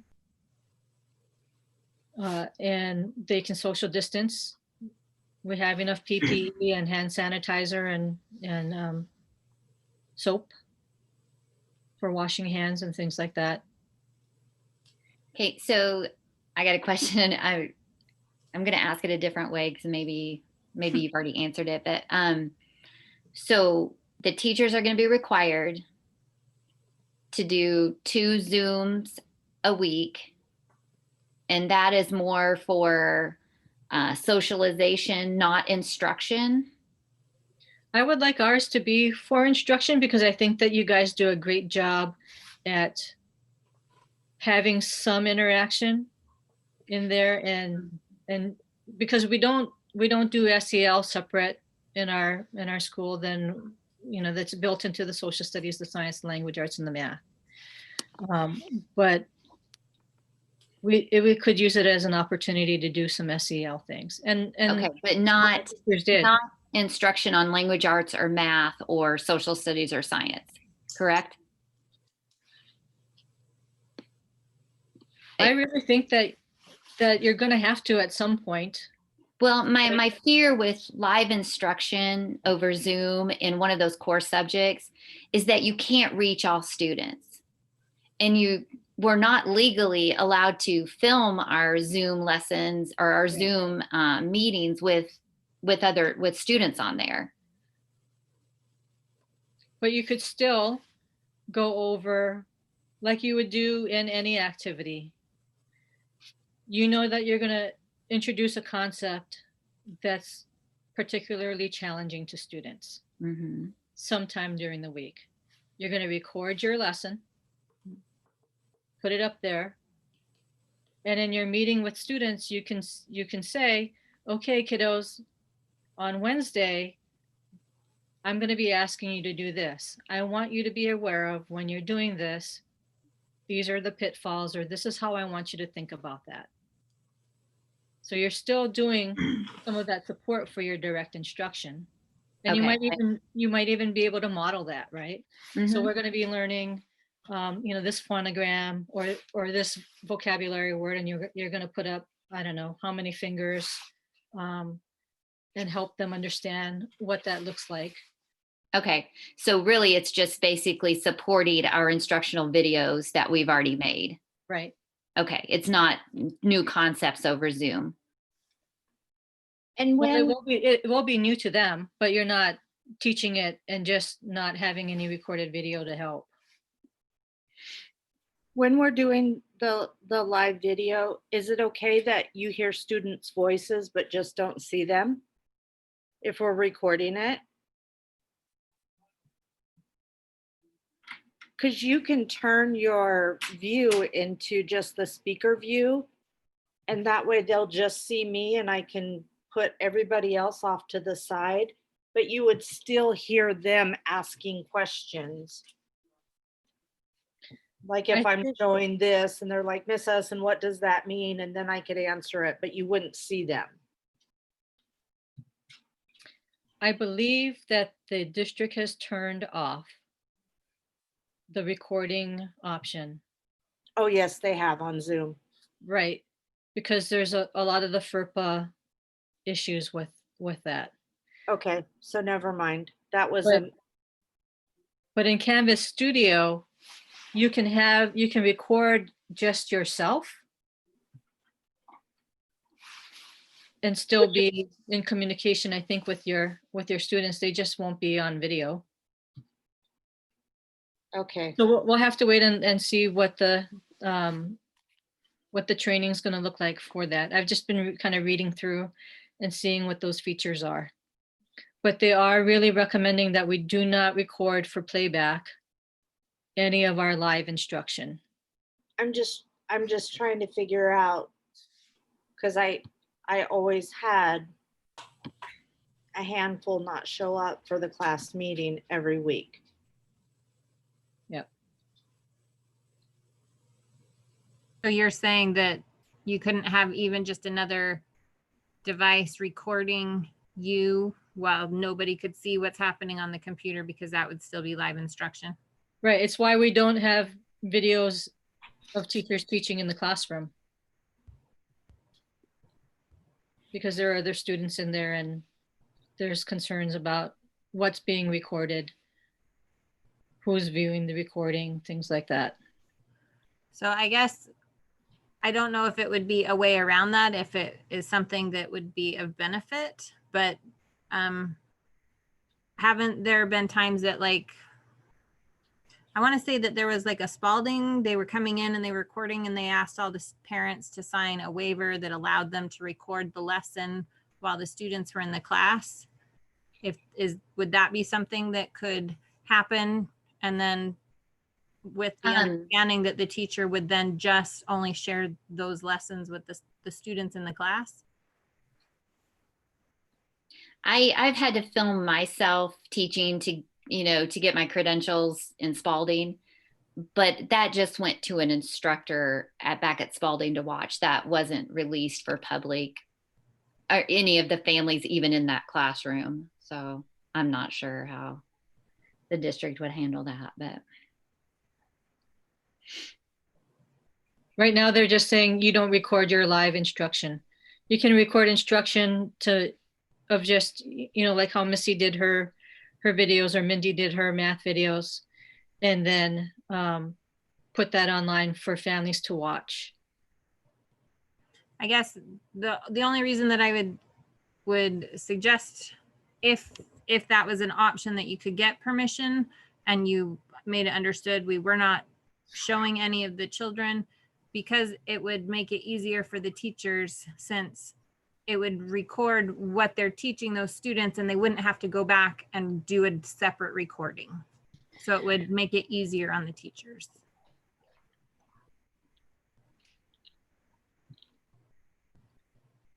are you talking, Jennifer, about when we come back if we come back as cohorts?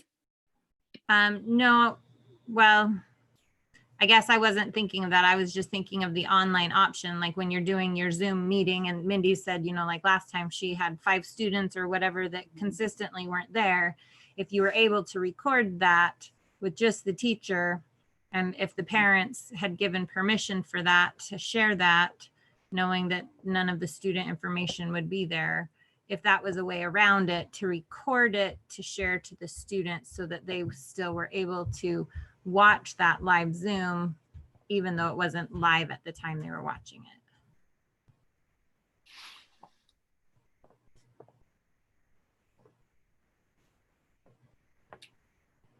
So originally I had requested or thought that would be a great idea, because when we do come back to the 2 days on cohort, that way, if Missy was teaching A through L on Monday and Tuesday, the M through Z could be watching the same video and they'd all experience the same instruction.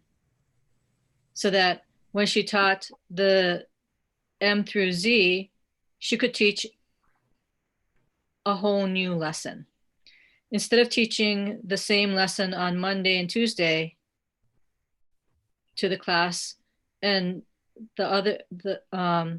redoing that same lesson to Tuesday or Thursday and Friday. So they could get 2 lessons a week instead of 1 lesson a week. But at some point, the group that's not there is going to have to watch something recorded. So if our teachers are recording all of their lessons, when they do have their live meeting, they can go over any of those things and everybody would have received the same instruction. Because even though you're teaching the same concept, when you have kids in class and they ask questions, or you see the look on someone's face that says they're not quite getting it, you adjust to that in real time. And sometimes that would happen in the Monday, Tuesday group, but not in the Thursday, Friday group. So if they record all of their instruction, everybody's seeing the same instruction videos. And then when they do their synchronous live Zoom, they can address any questions that students have, or highlight a particular part in any of those videos that they wanted people to really pay attention to.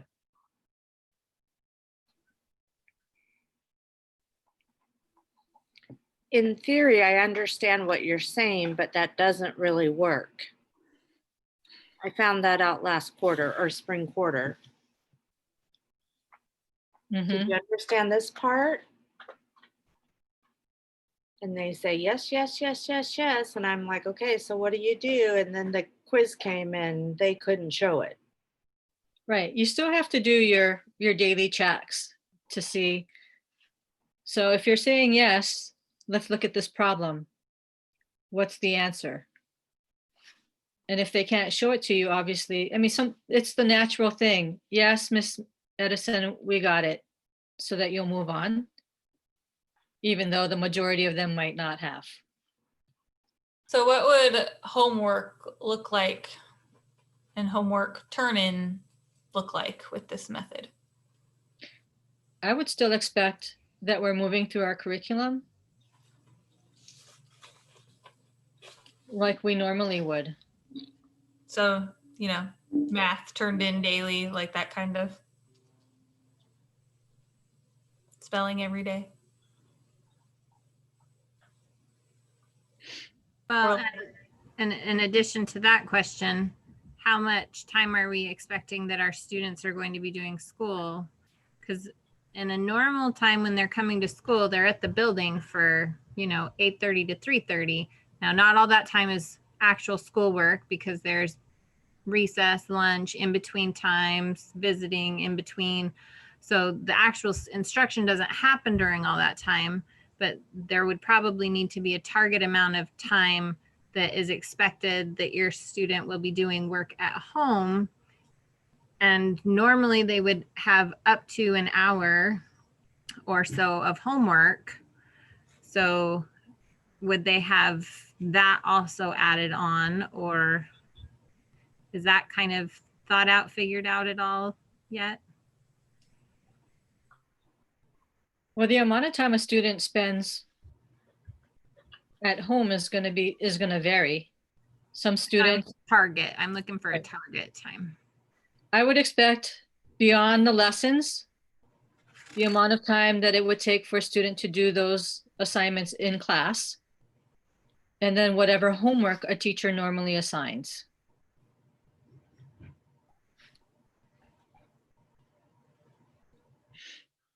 So when Missy teaches us, give me an example, Missy. A math lesson? Yeah, a math lesson. Wait, do you want to know? What do you want to know? You want to know how I taught that, or?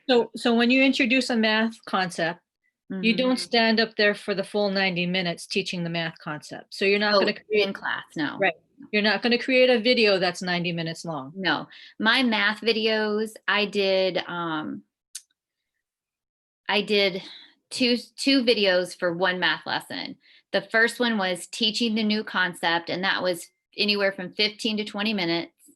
And the second one was side A of their guided practice paper. I would walk them through it, because then side B is their homework that they do on their own. And so 15 to 20 minutes for the new lesson concept, and 10 minutes to go through side A to make sure they understood each question so they could do their homework on their own to see if they got the concept.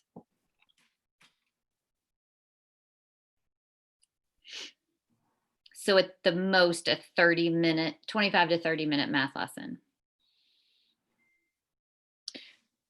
So that's where you are teaching the concept and then walking them through the practice portions so that they could independently, with the support of parents, work on that at home, in addition to their language arts and maybe their social studies assignments, for a total of about an hour every night. An hour of homework. Mhm.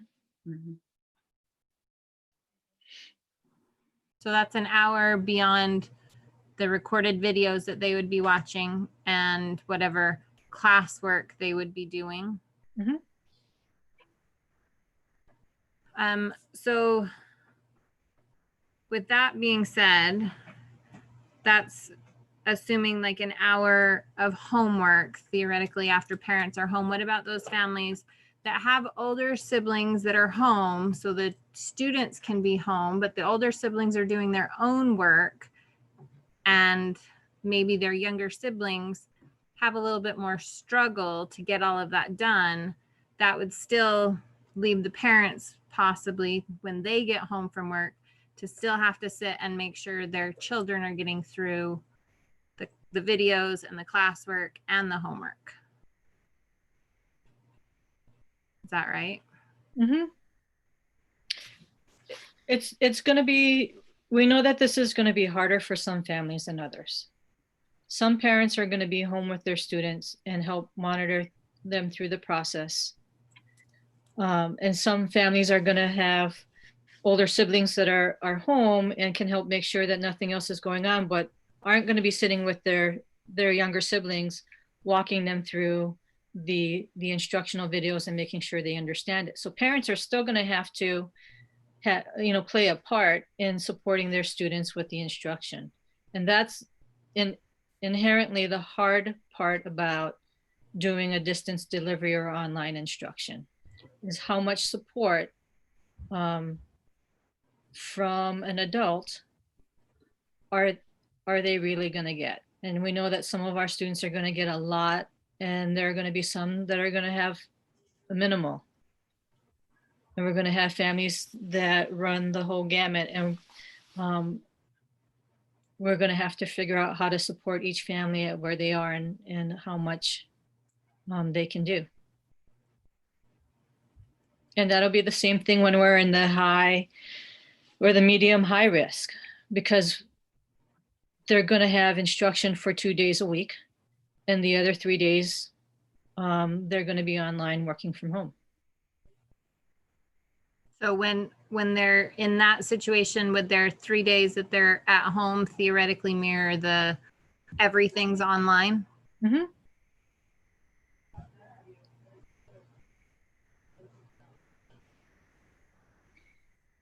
It will be like that until we are in the low risk, all students 5 days a week.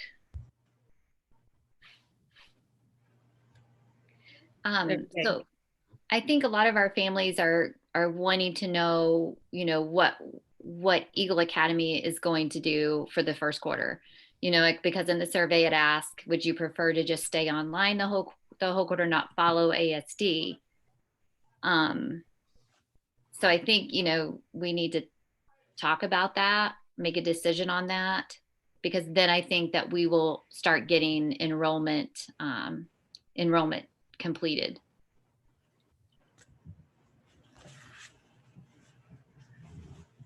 So if we do go back to in the building, I know the rest of ASD has said that they would have a shorter day.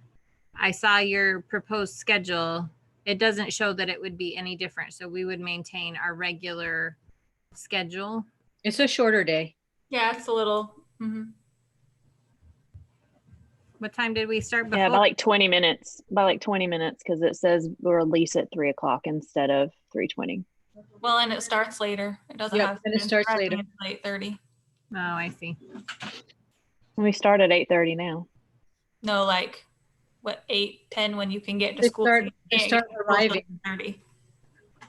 That's what threw me off. Not starting So class. 8:30 is you get there at 8:30, not be in Yeah. the classroom at Correct. 8:30. Is that what Yeah. you mean by that? Oh, I Class see. begins at 8:45 and then gets out at 3. So I condensed the amount of time it takes for arrival and pickup. The rest of the district, they've had to adjust because of busing and the amount of time it's going to take to get kids in the building, social distancing, and the amount of times it's going to take kids out of the building, social distancing. And so our student population isn't quite as large as some of the other schools are. So I did add a little bit more time to drop off and pick up, but not a considerable amount of time. So we can maintain 6 hours of instruction instead of 5.5. So would students still be allowed to be dropped off at the playground? No, No. So they would get dropped off, but there would be no lineup at the front. They would just be kind of walk right to their class. correct.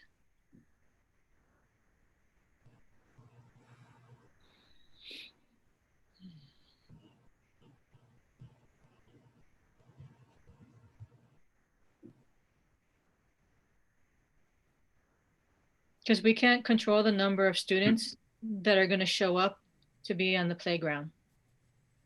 And we don't, our playground's not that big, so we won't be able to social distance them. So would they be then following the proposal of everyone essentially staying in their class and the special teachers coming to them in their class? They'd be eating lunch in their class, doing recess in their classroom.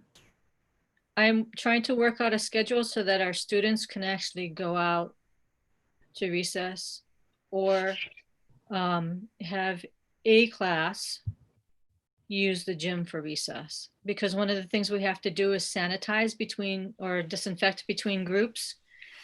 So my goal is to get the kids outside for recess.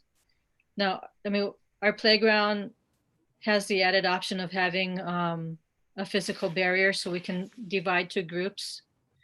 So I'm looking at our times for recess and which groups can go when and things like that, and how many kids we're going to have in each side.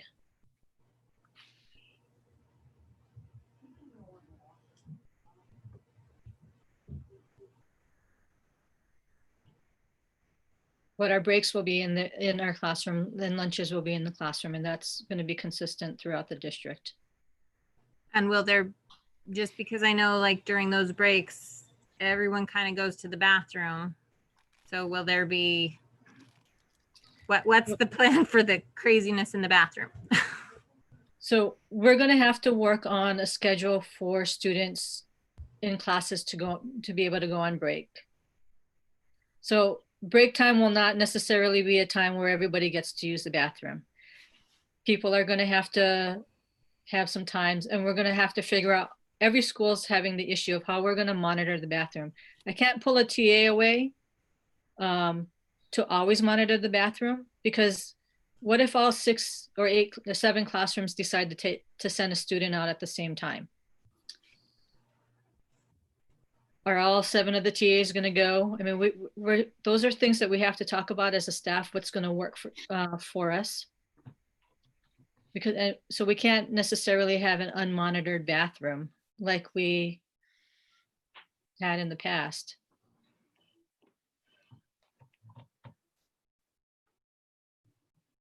Will students still be able to use microwave and hot water for lunches? Well, we have 2 microwaves for 7 classrooms. So that is potentially something that we could use COVID funds for, is to buy thermoses for every single classroom to have available, or figure out a way where we might be able to set it up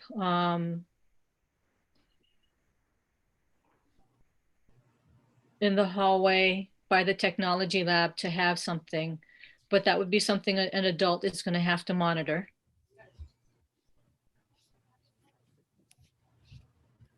And so we're going to need all of our TAs to do that, because if our TAs are doing watching lunch in the classroom, we're going to have to figure out how to have an extra person out there for microwaves if we don't want to have a microwave and a thermos in every classroom.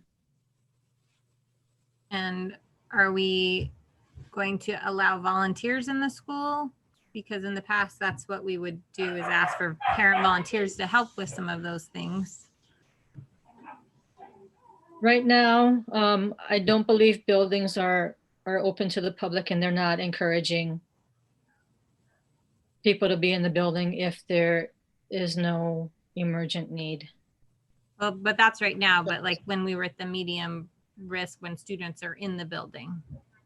Yeah, if we can social distance, and that's, you know, one of the topics I asked, because a parent did mention, how are we going to be doing volunteer work and what is going to be the expectation for the number of hours?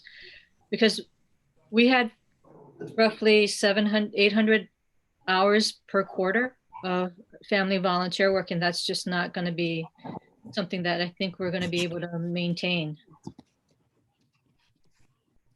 At this point, every adult in the building is filling out a form and having their temperatures recorded.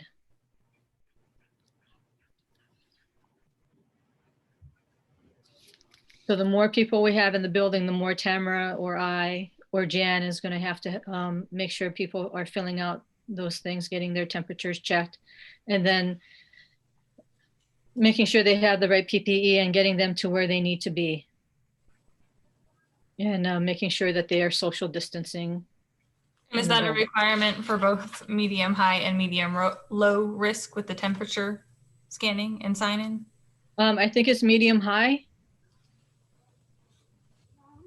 but I don't know about medium low. I don't think that we've gotten that far yet, but I can check.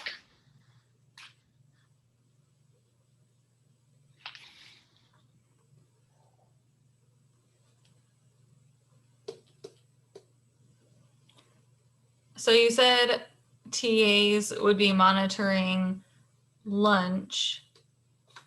Do the teachers get the whole hour for lunch then? Because below that it says they get a 30-minute duty-free lunch. They do get a 30-minute duty-free lunch, and I'm seeking clarification. In addition to the duty-free lunch, they are full-time teachers get an hour prep period a day. I had built it into the morning and the afternoon because that's part of the schedule that the district kind of helped us rolled out as their entire hour in the afternoon, because they were trying to have students leave at 3 o'clock so that from 3 to 4 teachers could do their prep time. But our building NEA rep said that their contract says that their prep time is supposed to be when students are being instructed. So that meant that before students arrived and after students left couldn't be counted as prep time, which baffled me because the district already put out their prep time in the afternoon. So I'm seeking clarification on that. If they do not, then we'll also have to figure out what to do during the recess period. The 45 minutes during when the specials are with their class can be part of their prep time. Prep is going to look a lot different this year, and duty-free lunch is going to look a lot different this year because we're not supposed to congregate in large groups, and we're supposed to social distance at all times, and we don't have a space large enough for teachers to leave their classroom to go and eat like they have in the staff lounge. So I have some plans for that, and I wanted to have a discussion with the teachers when they come back for where can they go to have their lunch. Is a large group more than 10? Is there a number on that? I think it's 5 right now. And even with social distancing, we can hardly fit 5 people around that table at lunch.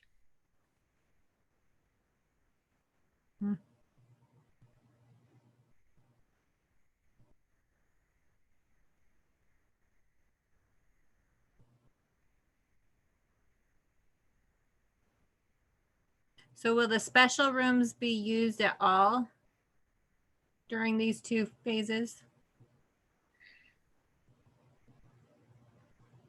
Will they be able to pull students out and do the tutoring like they've done in the past in the morning? They don't want students in multiple places. So they really are hoping cohorts stay in their cohorts and not, we could probably figure out a way if we wanted to use the tech room for some interventions to have a TA in there, but then we're going to have to sanitize and disinfect everything after they leave to make sure that it's ready for someone else. And we don't have, unfortunately, we don't have a building plant officer, that operations person that can actually do that for us.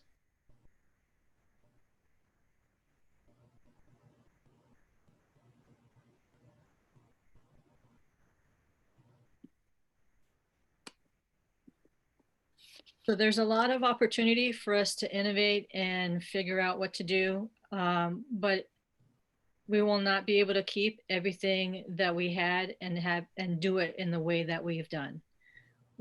We'll have to figure out some creative ways to do the things that we absolutely know are good for kids and instruction. Keeping in mind, we want to make sure that we've got that sort of health and safety protocols in place. But theoretically, like if you had 1 table and 2 chairs at that table in that room, and you had a student come in with the TA and they did their intervention and then they went back to class, theoretically, you would only need to wipe down that table and those chairs, not like the whole room. No. So like the TA could wipe all of that down after that student left. Mm-hmm. Okay. I just want to make sure like we're not talking about sanitizing the whole entire room because somebody walked in it.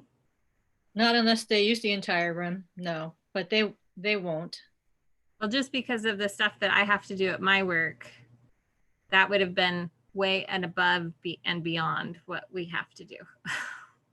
So we do have the music room, we have the art room, and we have the technology room that have always been used by certain classrooms or grade levels. And we can still kind of maintain that, but we have to work through protocols to make sure that everything's being, not everything, everything that's being touched or used is sanitized and taken care of. Okay. Okay, to try and kind of summarize, online for the first quarter, if we wanted to do that, would look like recorded lessons for math, language arts, science, and social studies, a 1 hour with your classroom class, live Zoom a week, and a 1 hour live with a special per week. Homework assignments, regular classroom assignments, and for comparison purposes, going back in a medium, high risk will look basically the same, except 2 days a week your kids would be in class, but the other 3 days they would still be expected to watch the recorded videos and keep up with the homework assignments. It's not 3 days off of school. And that will also require transportation back and forth of textbooks and materials. Which isn't abnormal for someone who has to take their books home for homework. Maybe for K through 2, yes, but 3 through 6 in some levels, no. But they would have to be bringing everything home, right? All of their crayons, pencils, glues, scissors. Only That if you would don't all have it have at to- home. Well, but because they can't share it at the desk. So unless they're putting it in a cubby and leaving it in the cubby so that the desk is available for the student, the next cohort. Well, we still have 26 desks. You still get your own desk, don't you? Oh, So- no, because you have to take half of them out for space enough. No, we don't have to take half of them out. We can leave them in there. But we're going to have to sanitize, because how many times a day will a kindergarten, first, second, third, even a fifth or sixth grader touch a desk that's empty next to them? Or somehow maybe sit in that desk so that they could get closer to a classmate. My recommendation is that we take, in a 26 student classroom, we take 13 desks out. Now, it is an option for parents to have a set of scissors, crayons, glue, whatever it is, have a set at home and have a box, a supply box that they could put into their cubby at the end of their 2 days, so that the desks can be sanitized for the next group that comes in. So I have one more question that I don't know if this is, well, I have a question. I don't know if it's just one more. But ASD has been offering the ASD at home. No, yeah, the ASD virtual. Is that something that is being offered to our students? That they would just stay all online? So ASD Virtual is a standalone program.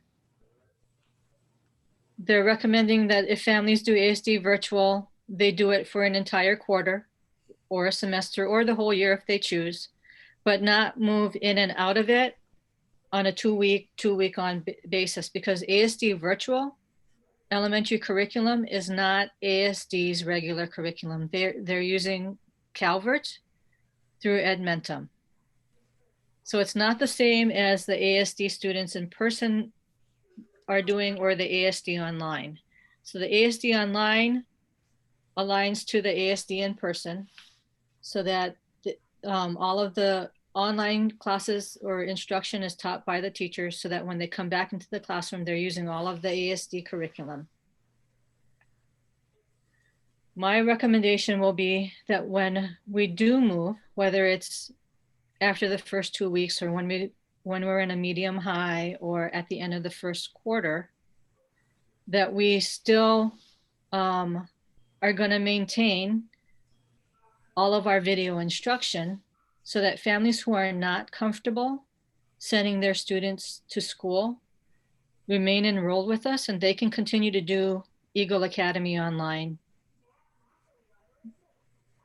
5 days a week instead of 3 days a week.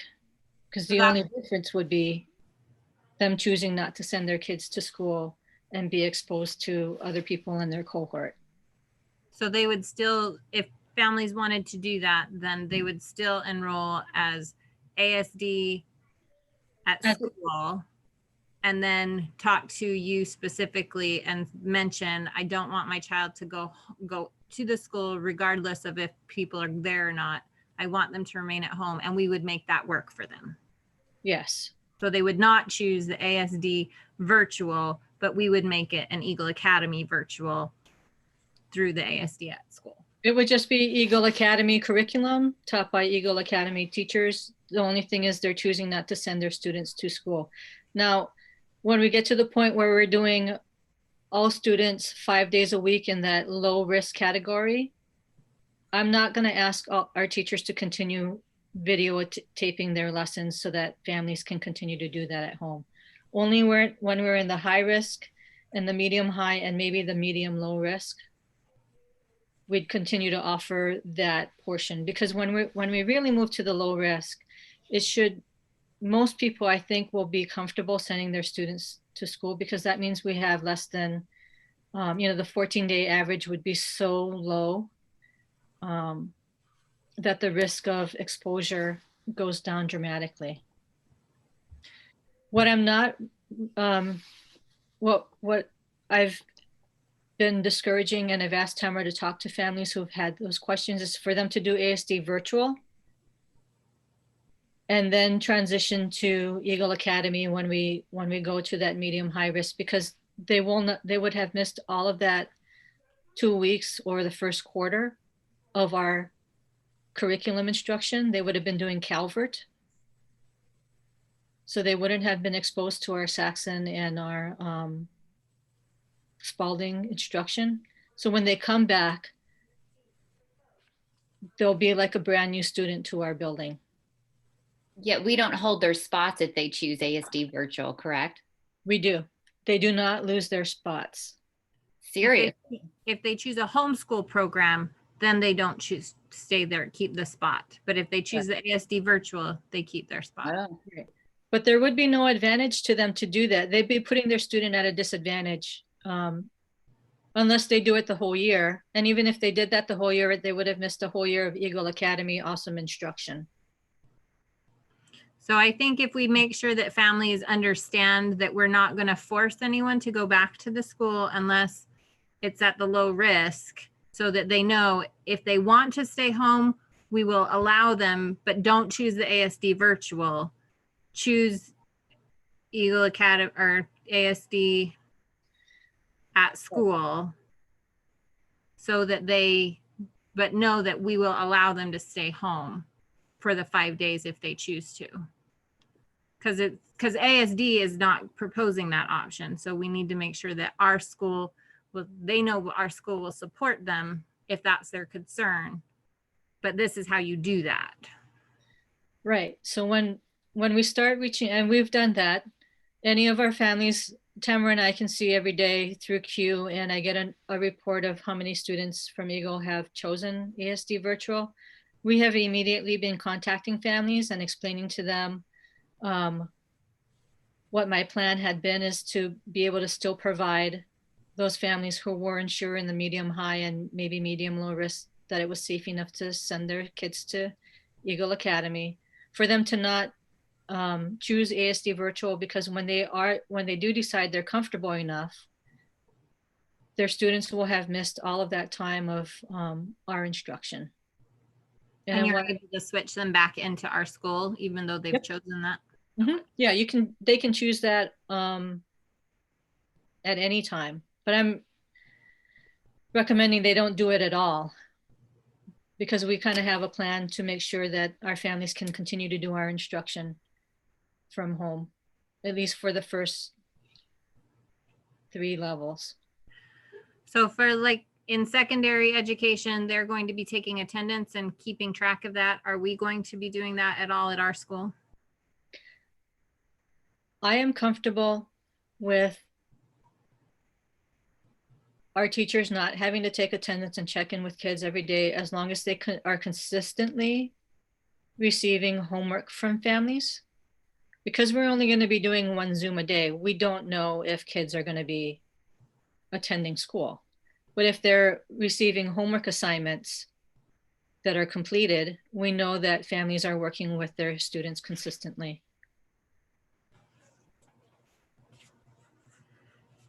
And then if we stop receiving assignments, we can start having those conversations about not necessarily truancy, but educational neglect, or how can we help you? Are there any barriers that we need to know about, and how can we help you get over that? And what kind of additional assistance can we provide? And that's something that I wanted to keep some of our CARES Act funding reserved for, is any of those circumstances that we don't foresee that we might be able to use to support our families academically.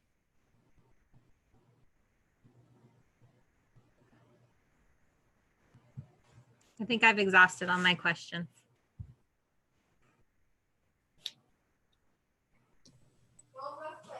All right. Does anyone have any more questions on that item? Does anyone want to make a motion? So all of the stuff we were discussing was just different options, but we really didn't say if we thought we were in favor of That's online what I for the just whole said. first Does quarter or anyone not. want to make a motion? But I think we needed all of that Sure. information to be able to make a decision on, if it's going to look bad online, probably we shouldn't do it. So, but does anyone feel comfortable making a motion on that agenda item? I'll, Yeah. okay, go ahead, Paige. Well, mine might be different though, so go ahead. Well, I guess my confusion is, before I make a motion, I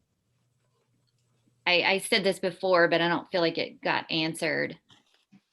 We had talked about doing online the whole first quarter, no matter what, or the choice is to follow ASD. That's our two options, right? Right. Yes. Okay. He hasn't decided yet, right? Right now, they're just at the first 2 weeks and they will reevaluate. Is that what ASD is at? Well, they're reevaluating every 2 weeks, right? Is that correct, Deanne? Mm-hmm. So every 2 weeks, if case count goes up, we could be thrown back online. If case count goes down, we could go back to school. If case count goes up, we could go back online.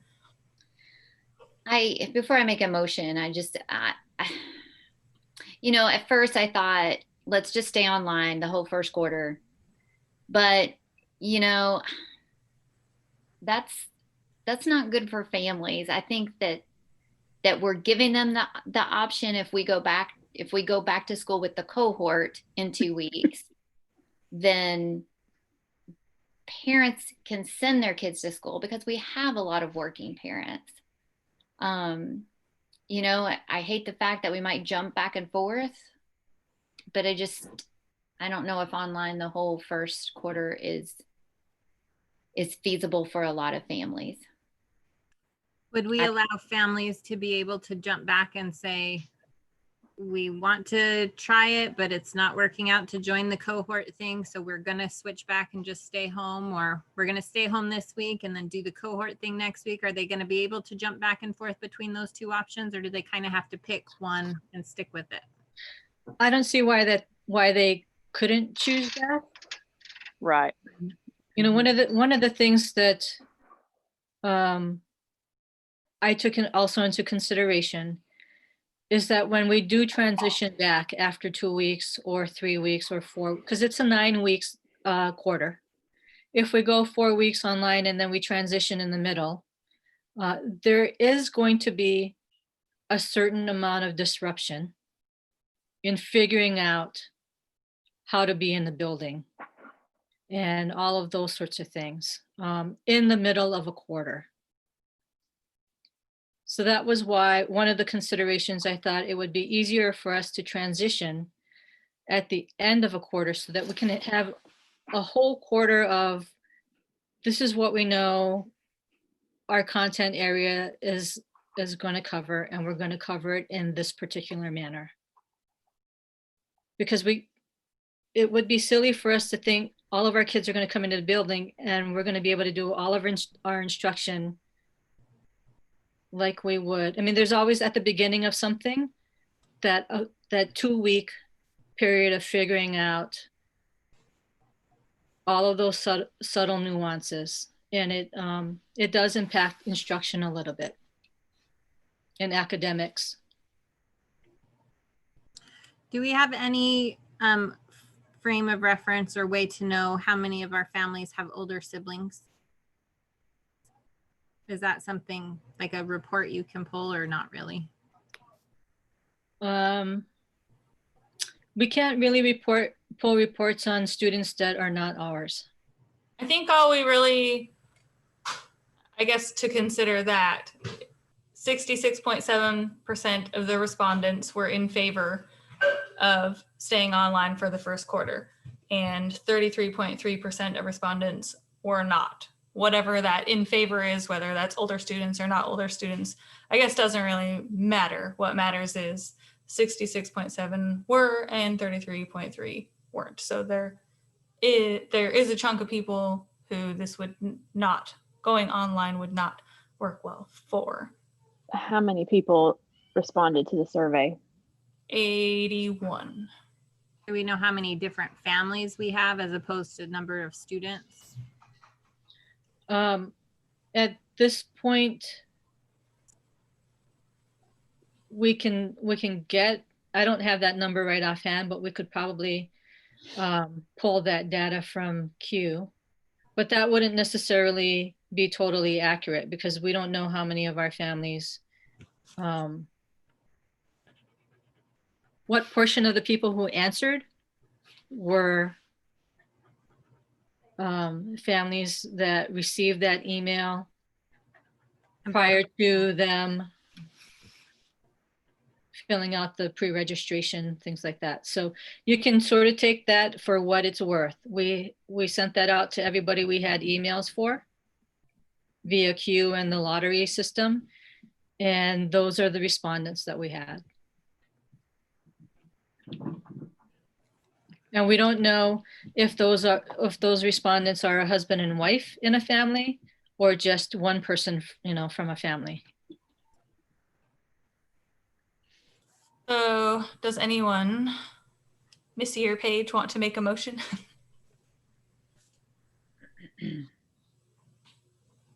I will make a motion that we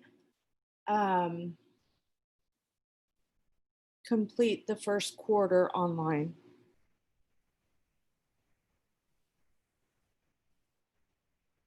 Would anyone like to second? I will. Okay, so open for discussion. So if only 81 families responded, 66% of that is 53 to 54, and 33% of that is 26, 27.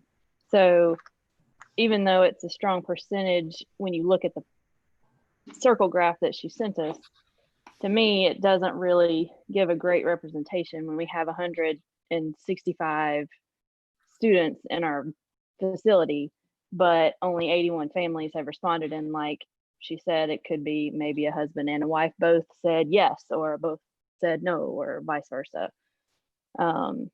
I tend to agree with the public input that we got at the beginning, as well as, maybe families aren't thinking about the fact that they do have other siblings that are going to be doing this, going to school when 2-week situation, because they don't have a choice. I have one at the high school.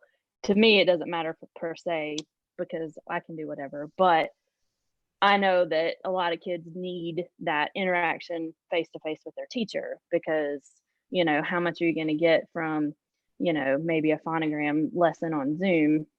The teacher is responding to that better in person, or making that connection better in person, even if it's only 2 days a week. This is Casey. I was just going to throw out that I just think it'll really drive people to homeschooling in a way. Because if you invest 9 weeks, right, why not sort out how to invest the whole year or even half a year? I mean, I don't think it'll drive it, but I think it'll definitely make people think, well, I don't know. I also think knowing the option that Deanne just said about if they choose to do the ASD in school option, but they have the option to do 5 days online using our curriculum. If they know that they have that option, now we might keep the ones that want that schedule or want to know that schedule, and then the ones that want to be at school can have the opportunity to be at school. And then our teachers will also maybe have less students in class anyway, because maybe there will be a handful that are choosing to do our curriculum but at home. Wouldn't that be nice if they didn't have to do cohorts? Right? Yeah, just by default. And I think, whether we go back in a month or go back at the second quarter, if we follow ASD, it's going to be a disruption no matter when we go back. Exactly. Well, I just I just know the whole learning style. I mean, this whole thing's going to be just a disruption nightmare. No, you know.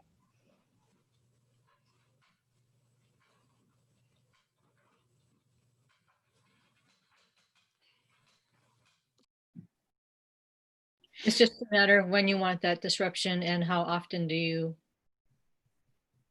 can we anticipate that happening?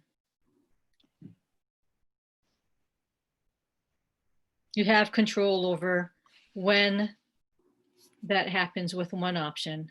You don't have control over when or how many times that happens with the other option. And that's just But one I of would my say considerations. from a parent perspective though, the fact that you are given no choice and no option is extremely unattractive. Even if I chose the stay home option the whole time, it is not it looks like the parents and the family situation were just not taken into consideration. I mean, that's, you know, and some families will be like, yeah, we understand. I think some families will say, wow, that was awesome how you've given us no voice in this decision, basically, even though the survey was sent out and the survey was taken. There definitely seems to be a movement towards more voice and more participation and, you know, what's happening. Well, and I feel like the best way to sort of make everybody happy is to do the going back thing, because like I'd already said already, but the 66% that answered the question, they can choose to just do our curriculum from home for the whole 9 weeks, for the whole year, for however long they want to do it. And then the 20 or the 33% that answered the survey, they'll get to go back to school because that's what they need for their kids. If that's what ASD decides. Well, you know what I'm saying. Yeah. You know. Right. Modeling it on that. Right. But I understand what you're saying. And I'm trying to say this tactfully. There was a survey emailed to every adult who had a child at our school.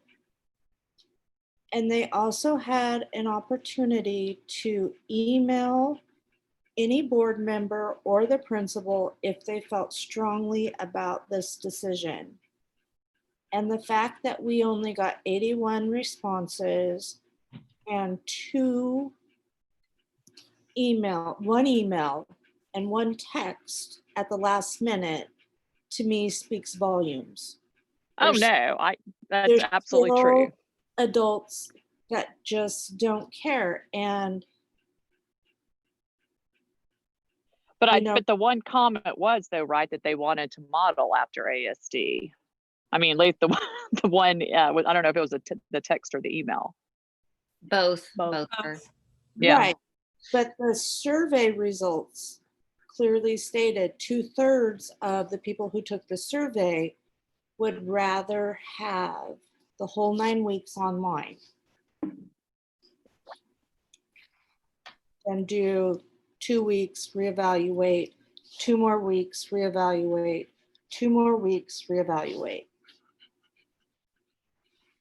So the only issue with that in a way that I see, or one issue, is that the people who take the time to fill out the survey and return it are probably more likely to have the time and to be willing to expend the energy and effort that would be required to help their kids at home.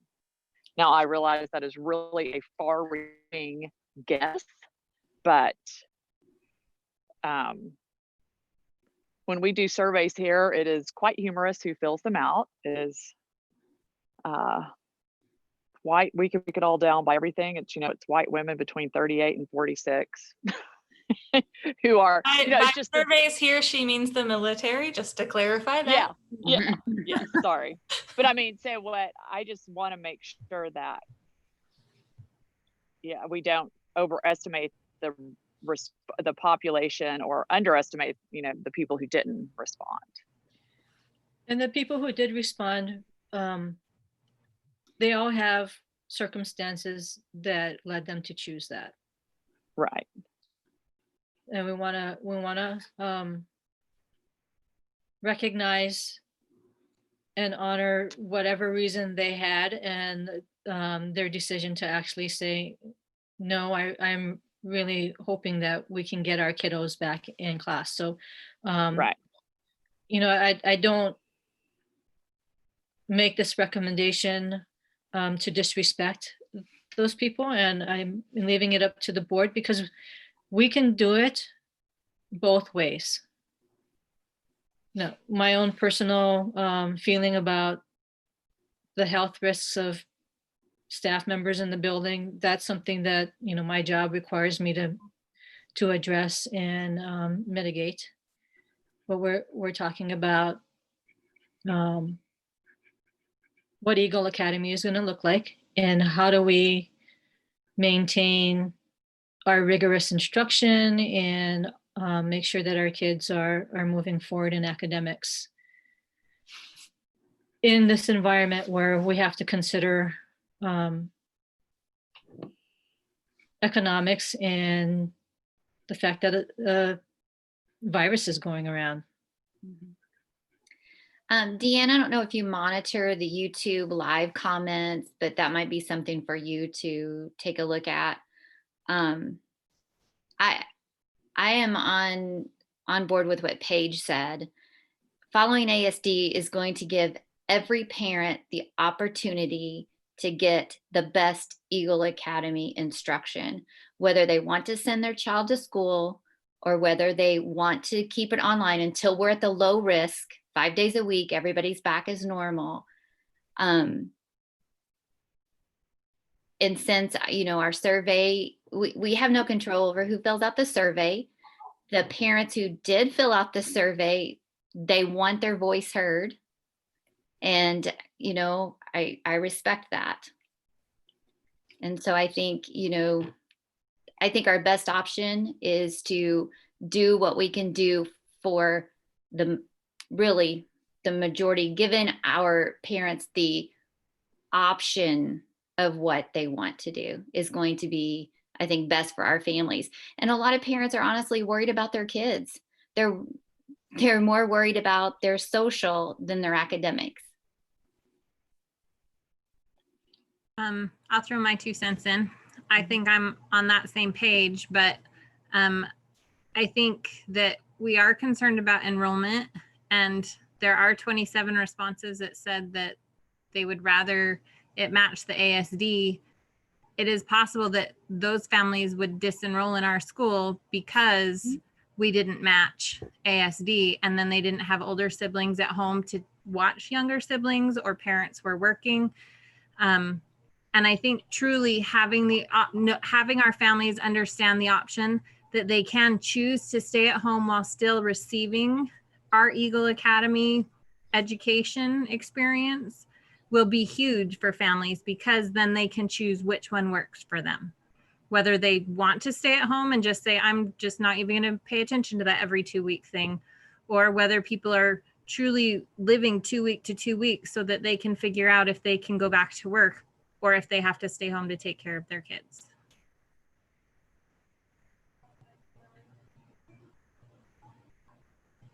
I guess I'm just the Debbie Downer when it comes to the socialization, because the mandate says keep them 6 feet apart. How are kids going to socialize when you've got to keep them 6 feet apart? Sometimes just seeing somebody in person, even if you're a little bit apart, it makes a world of difference than seeing somebody on a screen. I understand that, but I feel like that's going to be more, it's going to be more of a problem for teachers and staff to deal with than being virtual. I know that at your home, you can invite whoever you want in. That's your prerogative, but at school, we have to follow those mandates. And if those kids aren't 6 feet apart and they get together and they both come down with COVID, am I gonna get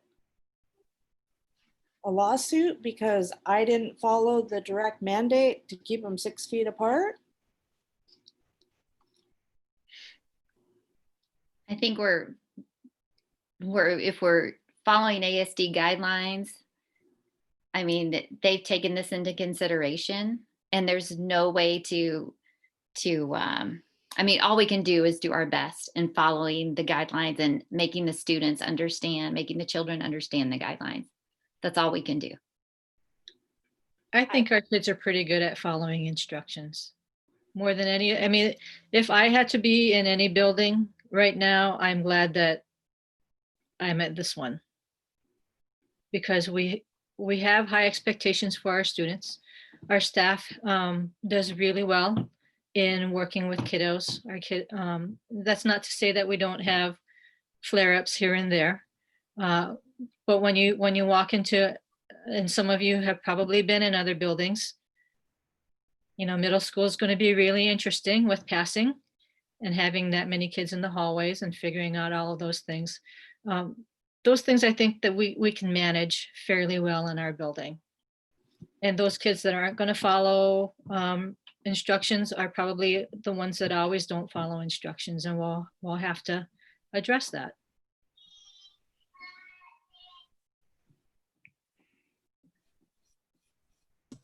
All right, does anyone feel like they have any more discussion on the topic, or is everyone comfortable voting? Comfortable voting?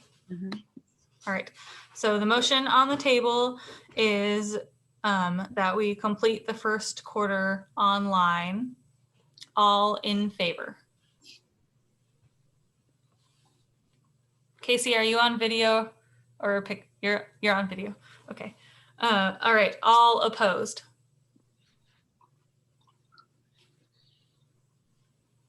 All right, so we have 1 in favor, 5 opposed.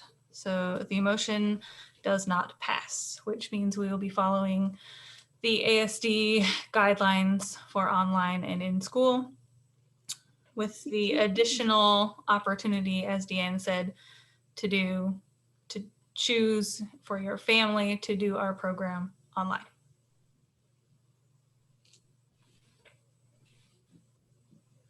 Is that correct? Yes. Okay. On to the next item, personnel update. Oh yeah, okay. So we have our vacancy for technology, and we had a resignation that we knew about at the end of the school year for our 3rd grade TA position that we were waiting to fill when we return to school in the fall. And we have an additional vacancy for our 2nd grade TA who resigned last week. And so we also, Missy typically waited for at least the first 2 or 3 weeks of school to look at a interventionist TA position that gets filled and was funded through a state grant. So I haven't gotten any word, official word, that we are doing that state grant again this year. So my thoughts were that for this school year, until we get into that low risk, all staff or all teachers 5 days a week, the district is not having their specialists teach their specials. They have also transitioned technology into all of their core subjects. It's not a standalone subject at all for this year. So that is why in the rotation that I sent out to teachers, the specialist was not in there. We can add that back if you would like to, but considering we are looking at a potential deficit in this year's budget based on our enrollment, I would recommend that we not fill that position for this school year. That position meaning specifically The the technology. Mhm.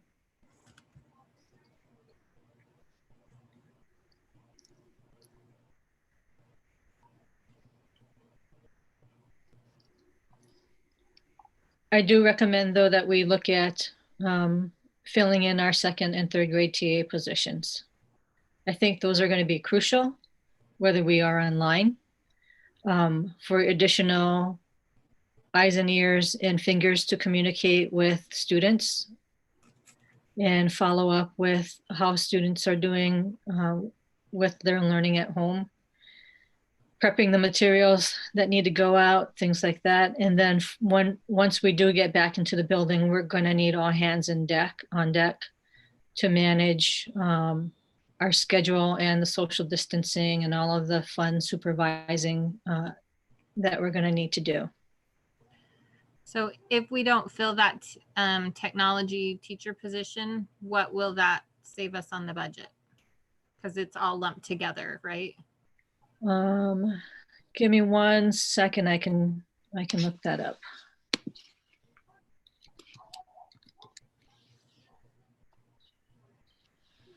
For 2021.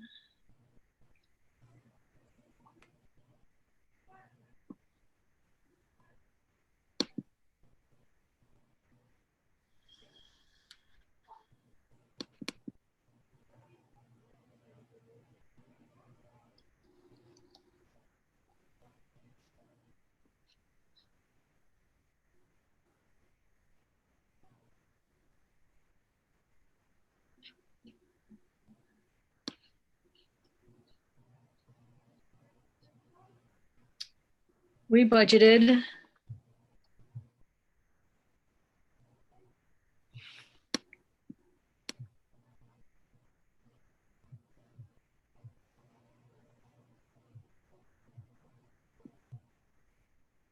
approximately $23,387 for the 0.3 technology position.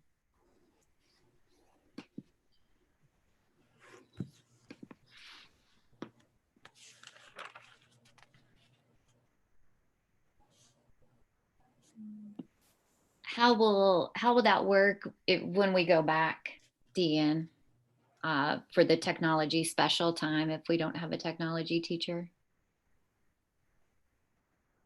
It wouldn't affect anything until we get to the low risk, Okay. all students 5 days a week with, no restrictions really. Okay. So the schedule I sent out theoretically could work for the entire year. Because the district is not looking at having specials teach like they in their specialty area until that low risk model. And they haven't actually, and I can check on it, they haven't actually committed to making the switch back in the low risk model, but it's something that they are considering.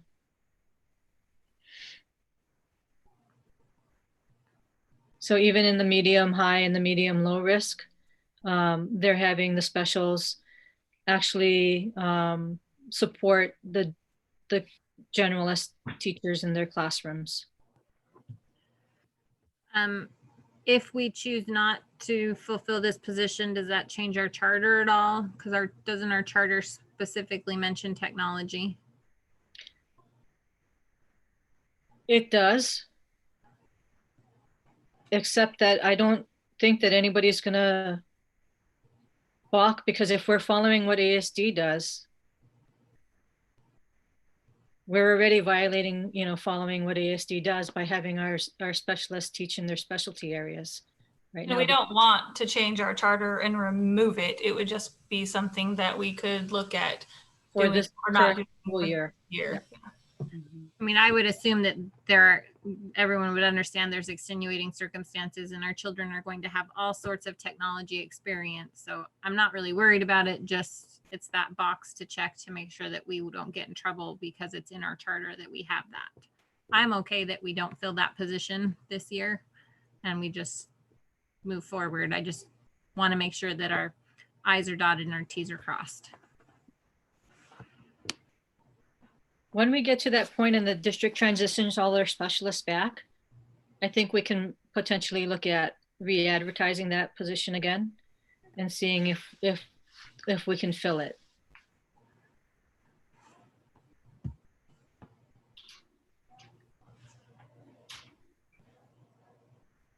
So do we need a committee for hiring new TAs? If that's what if you would like us to fill that position, those positions for this year, yes, we do. I have Can a I ask a question. question? Go ahead.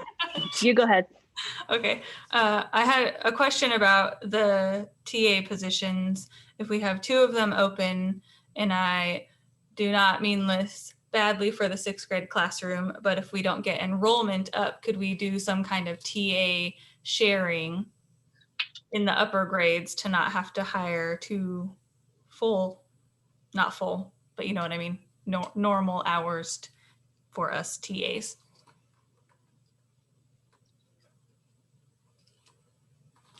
The only time I would see that would be an issue would be for lunch and recess supervision.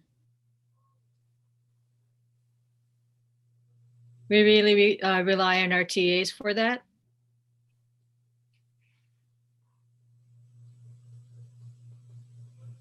And we have some TAs that are there all day and some that are some partial hours. Is that by position, like which class they're helping? I don't know how that works by which TA has a shortened time frame. The K1 TAs are full-time. And then the other ones are I think 5.5 hours a day.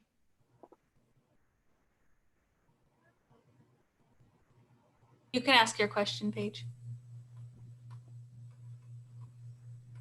So, and this is more of a question because of the fact that I am sad that we're losing our 2nd grade TA, as I'm sure Missy is. You have no idea. I know, and feel free to tell me that I'm crazy for suggesting this, but I'm sure that her reasonings are for COVID related. So is it possible to possibly offer the 4th, 5th, and 6th TAs full-time for just this year and then have everybody sort of help out in the areas that we're lacking so that we can sort of give her job back next year if everything is normal? Or is that not allowed? Or would she not even want to do that? Like those are all the things I don't know, but obviously she's trained and fits well with our school, and I'm sure it was a tough decision for her, but you know, if we were able to do something like that, could we? Well, there's no way to know that she would be ready to come back, you know, for her own reasons. But if you move TAs to full-time, you're talking an enormous amount of money for a full-time TA, because then you're paying their benefits and Retirement and everything. And also I think, you know, just going back to what Deanne said, it's more of the bodies being there too. You know, more bodies are going to help with the bathroom situation and the playground situation and, you know,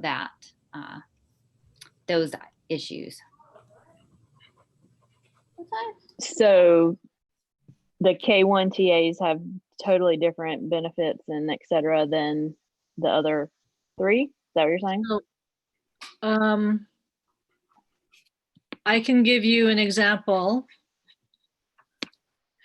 of what a full-time TA gets paid versus a part-time TA. But not just gets paid, but the whole package. Is that what you're giving us a number? Correct. Okay. Yeah. Um, well, let me see, salaries and benefits. Let me look and see where benefits are.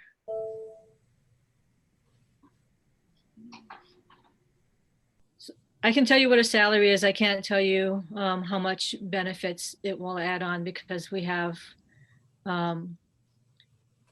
some of them get life insurance, some of them get health insurance, some of them get workman's comp, some of them get social security, but not all of them get social security and all of those types of Do things. they all choose that? They all choose that individually? Or does it just have to do with the, It depends on what their designation is. So Oh. we pay for health insurance, the additional health insurance on a TA once they are 0.75, which is 3/4 of a time over. It's $19,740 a person for health benefits. And that's the same that you pay for the teachers and I believe for the principal. It's an additional $20,000 a person in benefits. Not including retirement and not including the difference in the amount of money from part-time to full-time as far as their actual wages and salaries concerned. Okay. Like I said, I was just trying to figure out a way. Whoops. And that would also assume Sorry. that Find a way. if we did vote that they No, there's no. wouldn't room want to do for that. you. Come over here. Just trying to figure out a way to keep her if we could at somehow. But if it doesn't make sense, like I said, I was just figured I'd ask the question. There's no room for you. Sorry. I asked her to check with the district as far as the federal COVID leave is concerned and all of those kinds of things. And I already checked the boxes for her to be eligible for rehire because I wanted to figure out a way to make sure that when she was ready to come back that we could have her back in the building. And so, unfortunately, we just don't know what our staffing needs are going to be at any one time.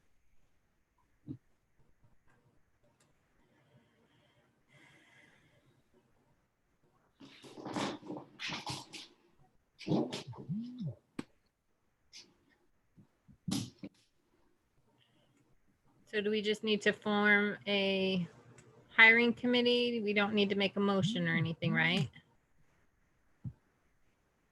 Do we need to vote or anything, or just allow Deanne's recommendation to stand about not hiring a technology teacher? I believe so. We don't have to make a formal motion or anything. We can just follow your recommendation. Well, you're actually changing the budget.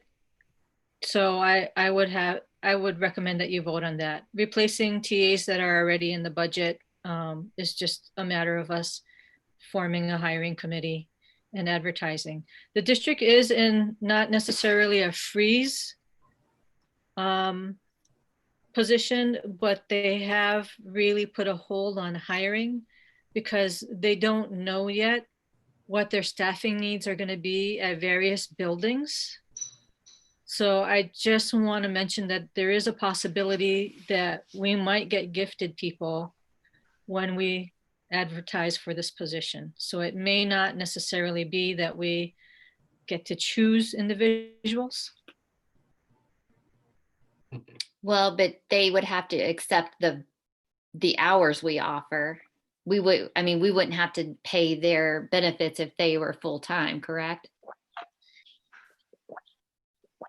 If we're not hiring a If we're full-time. not hiring a full-time person, no. Okay. And I don't believe that Totem has the AEA clause that teachers don't have to accept a position in a charter school. So you're saying if they were offered it, they would need to accept it, or they are pink slipped? Yes. And it would go within the district first before going out of the district to fill the position? It's that way. They advertise in district first. And then if you go through the process of interviewing a certain amount of candidates, if you get applicants. So typically they want you, I think, to interview 4 or 5 in-district people first. But if you only have 3 in-district people, you don't have to wait till you get 5. You can say that you've exhausted all interested applicants, and then they'll open it up for new to district applicants or people who aren't currently employed in the district. So if we were to open this up like tomorrow, but all of ASD employees are waiting to figure out what is happening and nobody applied for it, then it would open up to out of district people. It could, but that doesn't necessarily mean that we're just looking for volunteers. The district could have some totem staff that they need to place somewhere. I don't know that. Even though they don't know what they're doing yet. So they're, like you said, there's kind of a freeze. So if ASD employees are kind of frozen, does that mean that we would have to wait till they get their stuff figured out before we can proceed? I guess that's what I was asking. I don't think so, but I think if they don't have anybody that they need to staff with us, that they'd probably open that up. Now, what we want to do though is, well, it doesn't matter. Pretty much. No, I think I'm not sure what the negotiated agreement is in Totem for TAs, but I know that teachers, once their first day starts, it's different for general ed, but than special ed. But once their first day starts, if they want to apply for that position and they get offered that position, if it's past their start date, they have to get their current supervisor's approval to transfer. So TAs start back with the teachers on Wednesday. That being said, I don't think we're going to have the time for the position to be advertised. But that doesn't necessarily mean a supervisor wouldn't say, okay, if you're going to be happy somewhere else, feel free to accept that position. I thought we start back on Thursday. Or Thursday. Okay. Whichever day you want to show up, Mindy. But I think that there's a 5-day advertisement for Totem. Well, just don't get me confused. I just keep thinking Thursday's 13th or Wednesday's the 13th. I'm happy with Thursday being the 13th. Thursday's the 13th. Okay. Okay, so we would be interviewing for a 2nd grade TA and a 3rd grade TA. Are we holding on the interventionist until the grant funds are confirmed? I would recommend that. Okay. At this point. And then technology, if we want to not fill that position right now, someone should make a motion to do or not do that. I make a motion that we do not fill the technology position at this time and wait until to reevaluate when we go to the low risks category. I will second that. Any discussion on that? All right, so the motion on the table is to hold on filling the technology position and reconsider when we are in the low risk category. All in favor? And Casey, we can't see you anymore, so if you could do a roll call vote. Really? Because I'm waving at you. Okay. Yes. You're a black screen. Yeah. Oh, really? Uh-huh. Yeah. Okay. Because I can see everybody. I can see myself. I think I'm on this. Awesome. Okay. Okay, So you're yes, that sounds in good. favor? Yes, okay. Yes. It does show that your camera is on, but well, now we can see you. Yes, now we can see you.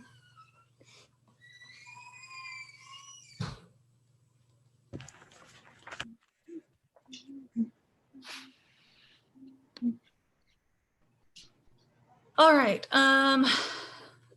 that's it on that agenda item, correct? Oh wait, no, Get a hiring committee. hiring committee. Paige wants to be on it.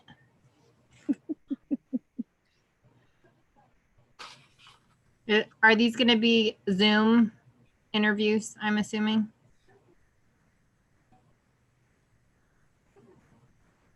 Depending on how big your committee is, we could possibly conduct interviews in the technology room. I'd like to be on it. If I need to not be on it so we can keep it small, then that's fine. But There's I don't mind choice maybe now. being. I know. I'm just saying. I didn't want everybody else to jump in and be like, "I want to do it too," you know. Usually but- we do 3, so if we're good with 2, we could keep it at 2. If a third person wants to, feel free. If only 2 people want to, so be it. Dan, I will do it unless Jeffrey wants to be there. I was going to ask that too. Last time when we interviewed for the 3rd grade TA, he asked if he could be in on the interview process so he could hear what Yes. the applicant said. So we could make him, so we could have Jeffrey, Paige, Missy, and I. Yes, and if he doesn't want to do it, then I can step in, but I think he should be able to be there since it's a TA for his classroom. Okay.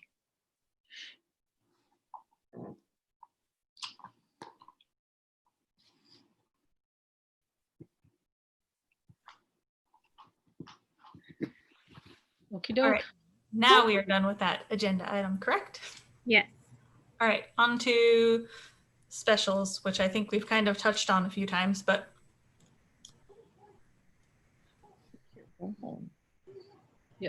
So after the district made their announcements that they were transitioning specials to generalists, I shared that information with our 3 generalists and met with them via Zoom to see some of their concerns and answer some of their questions, and even kind of strategize some ways for them to work with our teachers. And each of them said that they prefer to do their specialty areas. One, because they were really concerned about how were they going to get the training in Spalding and Saxon to be able to help kids with their phonograms and their vocabulary and spelling and handwriting. But I'm hoping that once we get back into the building to be able to keep our schedule as close to what we had as possible. So you see that draft schedule that I sent out keeps our English and our language arts and math in the morning, and then our social studies and science and our specials in the afternoon. That way, we have a nice little rotation for K1, 2, 3, 4, 5, and 4, 5. And each of the specials said that they would work with Mindy for 6th grade to come up with activities that can be done with her kids in the afternoon. So that's sort of where we're at. The one thing that they did really request is they like the fact that they currently have Fridays off.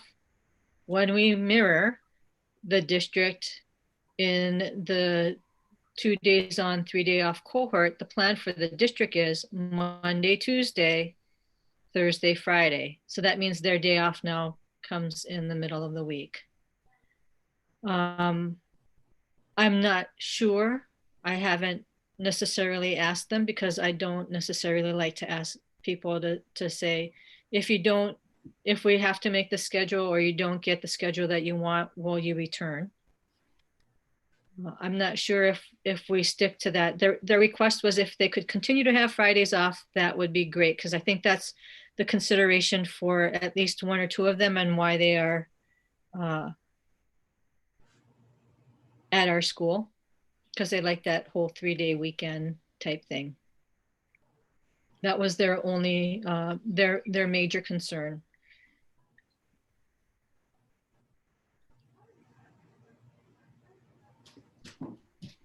I have a question about their Zooms, since we're wanting to have our students have the Zoom meeting with them.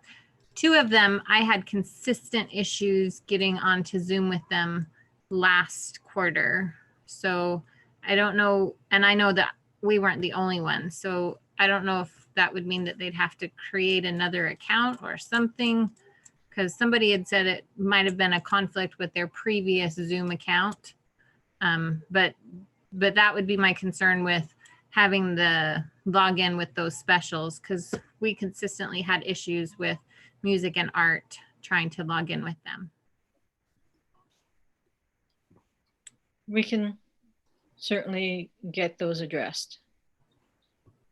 And, you know, more than likely, if we're going to be in the building, I can work with IT while they're there. Because I just couldn't drive out to their house to figure out why their Zoom wasn't working. So I think that we're going to be in a little bit of a different situation this year in trying to make that work. There were a lot of glitches, and we still have to kind of work through those. So when we set up our Zoom, we'll set up a recurring session and we'll test those. And maybe, you know, our APB members can help us test those before we go live with our families to see what connectivity is like. So we can maybe, if that would be something you would consider. Sure. When we're ready to launch our online schedule, and make sure that parents can get into those sessions, or students can. Deanne, going back to the Monday, Tuesday, Thursday, Friday, could we do our cohorts Monday, Tuesday, and then Wednesday, Thursday? Because I know that was something that you had sent out quite a while back. I like that recommendation. The issue with that would be on Fridays. If parents are counting on their older siblings, babysitting their younger siblings, having our kids go Monday, Tuesday, Wednesday, Thursday might impact some of our families where they don't have somebody to watch their kids on Friday. I see.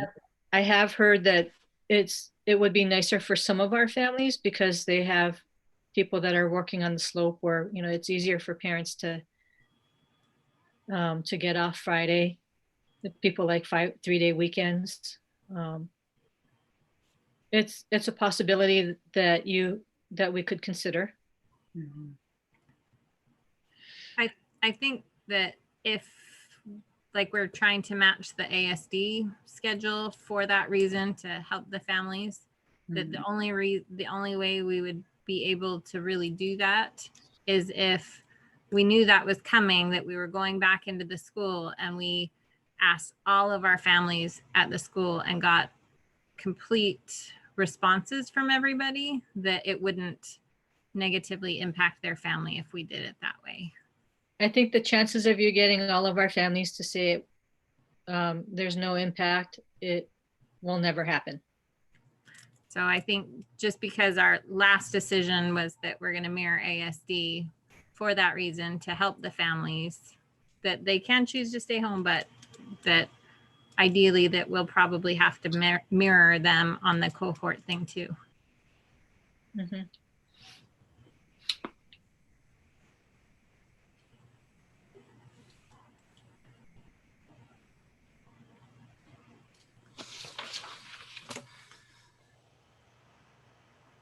All right. Anything else on that, there's no actions that we needed to take, right? It was just an update on what Mhm. specials are looking like for us. Yes. Okay. Next, volunteer hour requirements. Let's see, like Deanne said, is it medium and medium high risk adults in the building are limited, Mm-hmm. and they're not recommending extra people in the building. So do we want to consider waiving the requirement, lowering the requirement? Is that the question?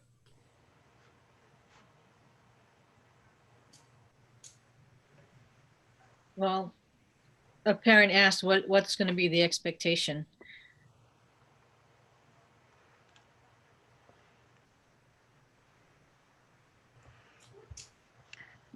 I would, Technically- Oh, go ahead. I was gonna say, I would think that as long as we're in the high risk or the medium high or the medium low, that there would be no expectation for volunteer hours, because a lot of the time at home doing the learning, the parents are helping their child there. And when we return to a low, then we can base it on, we kind of look at 4 hours per quarter and we can kind of base it off of that scenario. We're also looking at 170 or so extra various adults in the building at any one time. And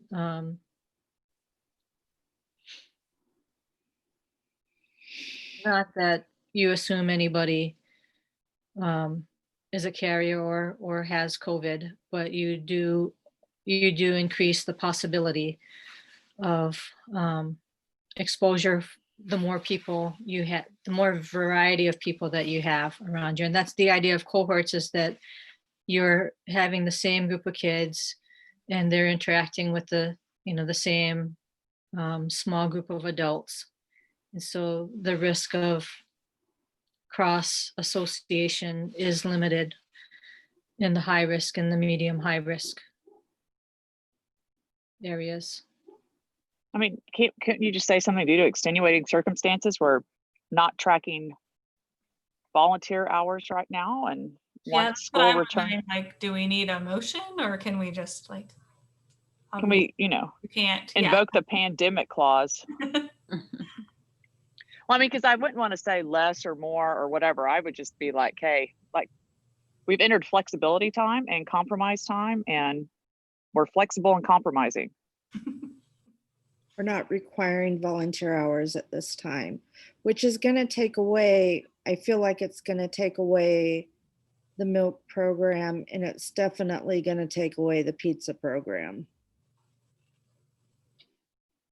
I don't think we're going to be allowed to provide food to students. Are they Well- not planning to do that in the rest of ASD during when they go Well, back?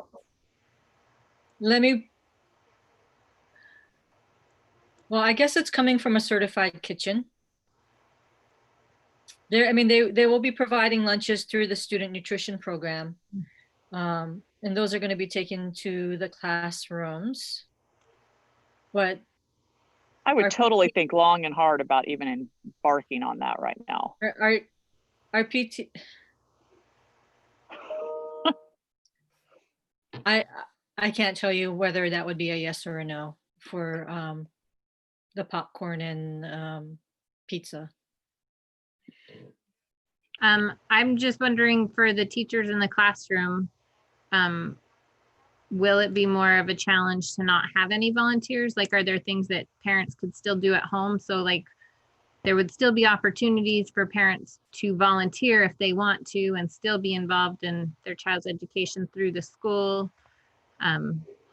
to help the teachers, or is there really not much that parents can do unless they are kind of coming into the building and or have access to a copier or scanner or whatever?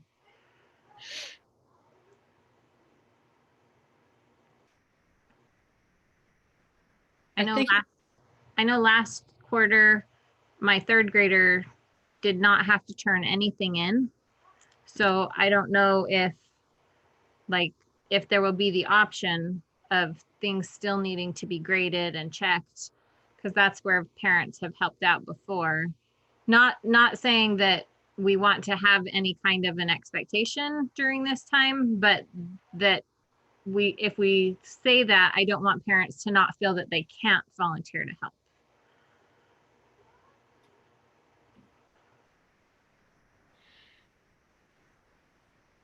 I think those kinds of things would be on a case-by-case basis.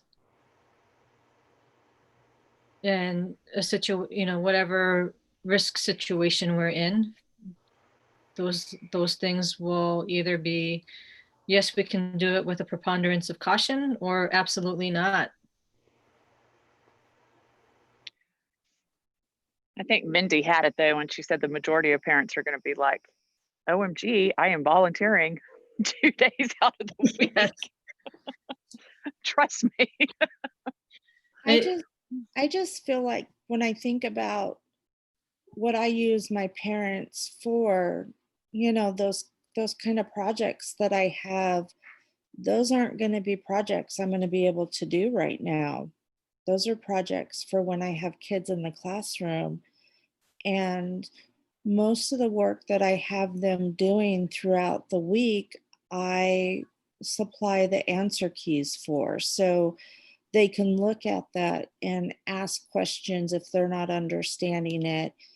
And the quizzes we do on Fridays, or if they fall on a different day or whatever, between Stacy and I, we can pretty much get them graded without any problems. So I don't feel like at this time I can say I'm going to need a lot of volunteer help.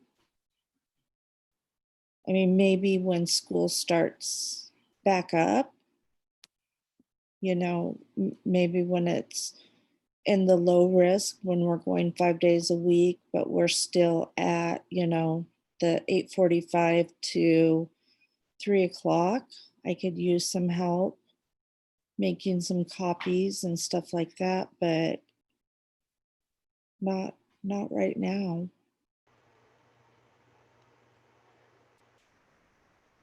I think we just need to say we will not be requiring volunteer hours until further notice, and then just leave it at that.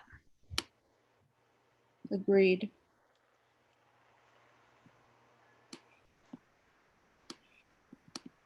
Are we good on that item?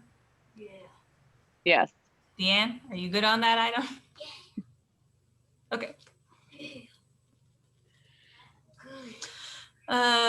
Uniform expectations.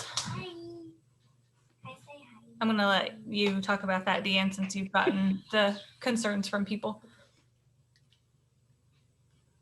Well, I haven't really necessarily gotten concerns, but I do curiously field a lot of questions about parents wanting to know, do my students need to wear uniforms when we're doing our online Zoom? So there's two sort of competing theories on that. Is one, everybody wants to just hang out in their pajamas because it's totally comfortable.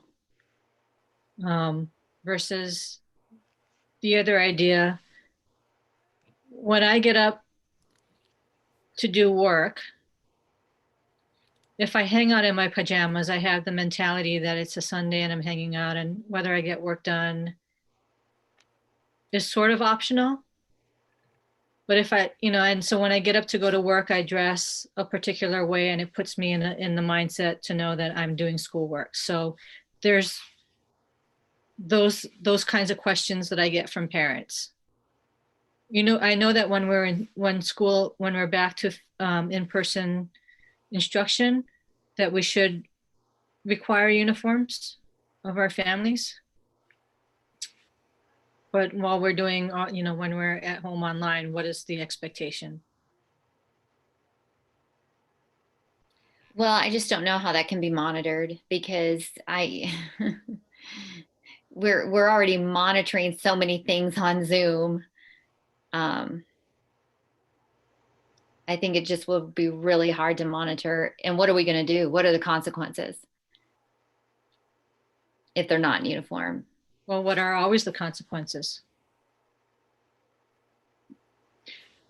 So I'm just asking the question, how would you like me to respond to families when they ask that question? Or how do we want, what's the message that we would like to send out? You could always say something like, we welcome the students if they would like to wear their uniforms during the online Zoom, they are welcome to. And then just kind of leave it at that. It's not a requirement. They're welcome to, but when they return to in the building, they will need to be wearing their uniform. I think it should also be mentioned that they're not wearing their pajamas. Because I agree with you. That's what I was wondering. Can we just say something like school appropriate clothing or learning appropriate clothing or something like that? And definitely clothing, no shirtless. Yes. That is true. I did get a few white belly flashes in the spring. So what would you like our dress code to be? Because our normal dress code is we're in full uniform. What? At school, it's full uniform. Learning from home is learning appropriate. Well, I mean, because if you start saying not this or not this or not this, then everybody starts with their, well, I wanted to wear white socks. Can I wear I don't know if we need to It should just legislate. be, you should be Yeah. wearing an appropriate shirt with pants or a skirt. I mean, girls might want to wear a skirt or a romper or a dress. Technically, they're going to be on Zoom officially 2 sessions a week. Oh, that's not hard. Exactly. true. So for 2 hours a week, there's no reason why they can't put on a t-shirt and a pair of jeans and sit down and be a student for those couple hours.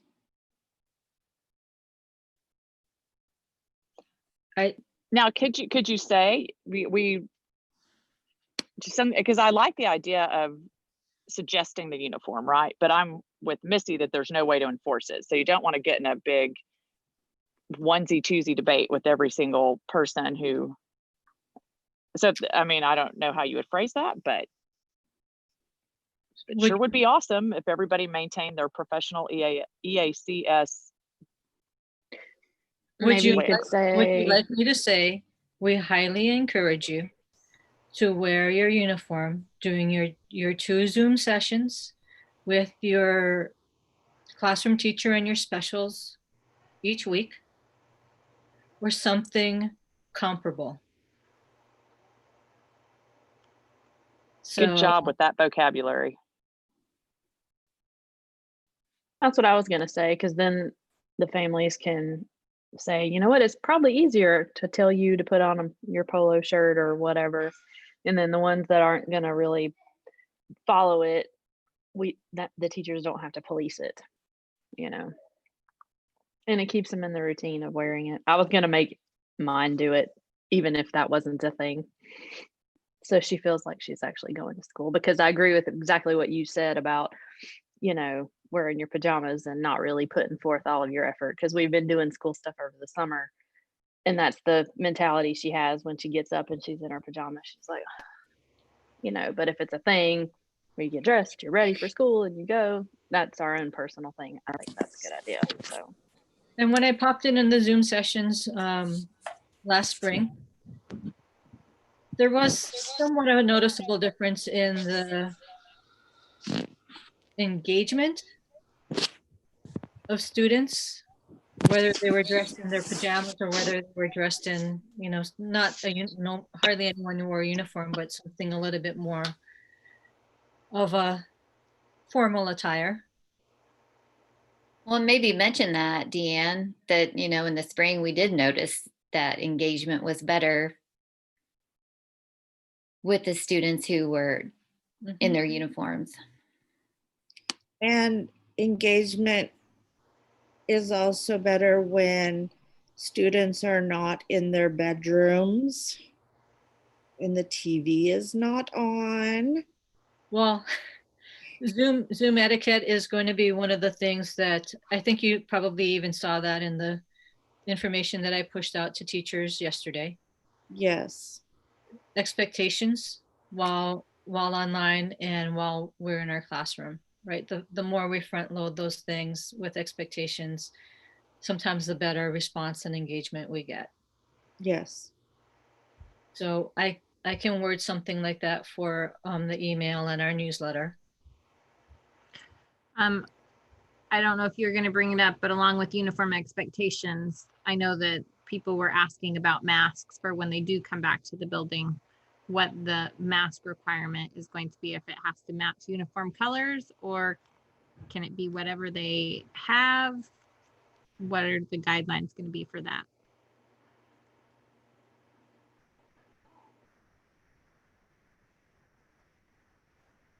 Well, typically the process when the APB is addressing dress code, school uniform, is that you try to make sure that something fits in with our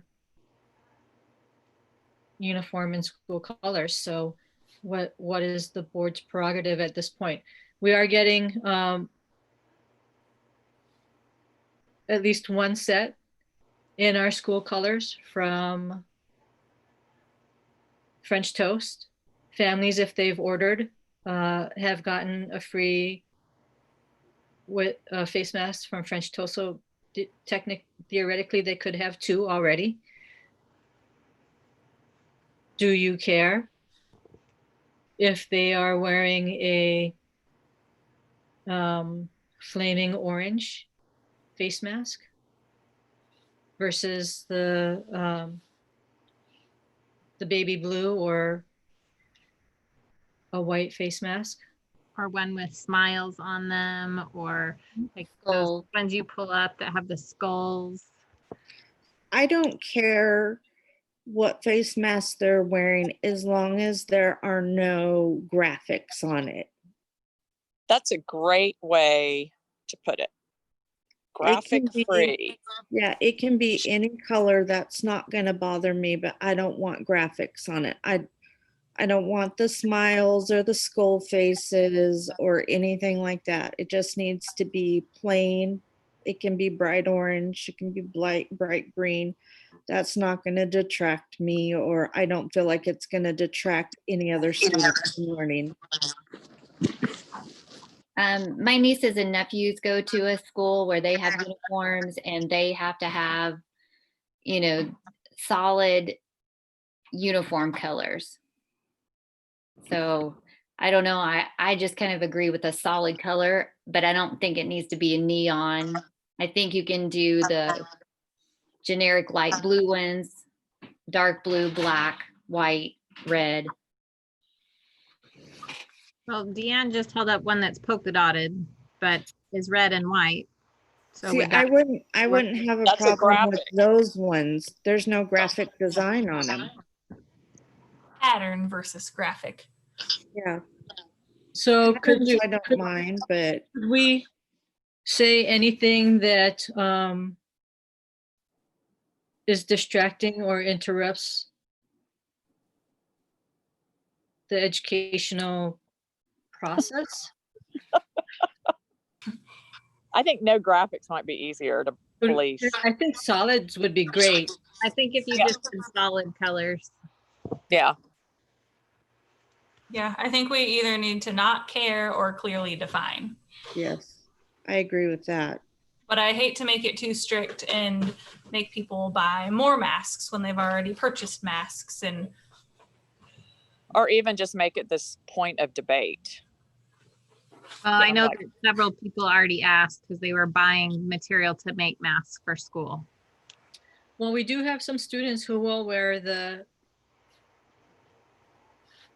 I wouldn't say will, but could potentially show up with some very distracting graphics on their masks. Not necessarily inappropriate, but distracting and could cause some, but if, you know, once they laugh for the first 5 or 10 minutes, I don't think it would be necessarily a big deal throughout the day. Is Or it the hard to say no graphics? I mean, is that difficult, or just a solid color plain mask?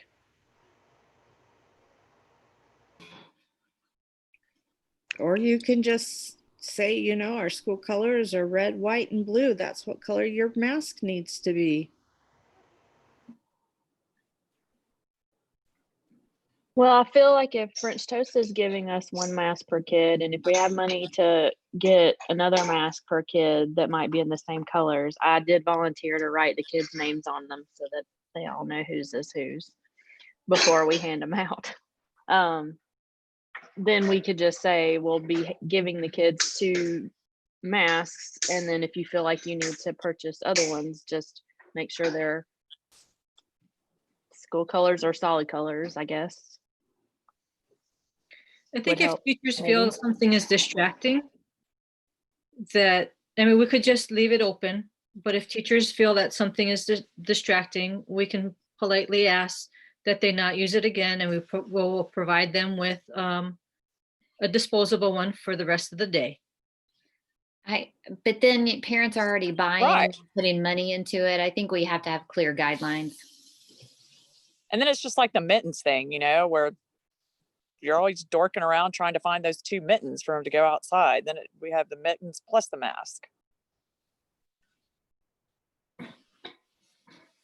And then are we saying that the masks, like, can they have those neck gaiters that they just pull up? What? Like, I was trying to really- remember what the ASD rule is on that. I thought ASD was mask, no gaiters, no. I believe that they have some guidance online for what would be appropriate. Do they allow face shields? So like if students want to come with a clear face shield, or does it have to be a mask? Right now, they're allowing staff to use face shields or masks. I haven't heard what Jan and I talked about that, about what the expectation was for students. I'm of the impression that if it's going to be okay for staff members, it should also be okay for students, and it certainly makes a big difference for us when we're doing phonograms for students to be able to see faces and for teachers to be able to see faces, or at least, you know, their mouth. Well, So they I would say do yes to face that, shields for students. but they cut out the mouth part now.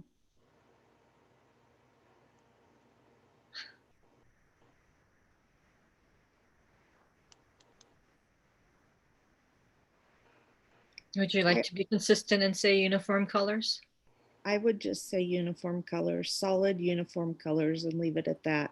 And then parents can just know they need to buy those and have them ready when we go back to school. So since we've already got one set, would you like me to see if French Toast has enough for us to buy another set so that students will get 2 courtesy of the school? Yes, please. And I can use COVID funds for that if it's a reasonable price. Yes, please. Now, do we need a uniform policy on that, or are we just going to call that good? I hope it doesn't become a permanent thing. Well, me too.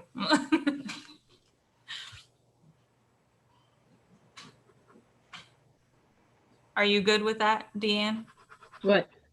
Just the decision without a motion, without a uniform policy? Or should we do something? else. Well, can you vote on it?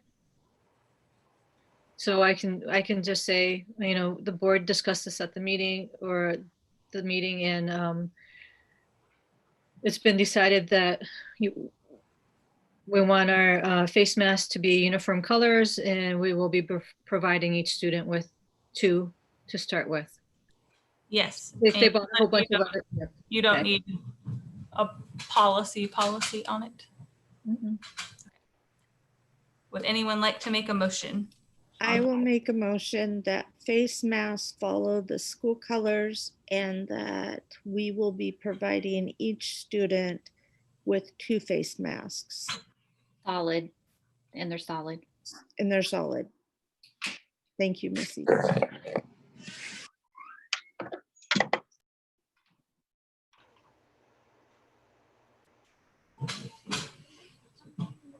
Did anyone second that?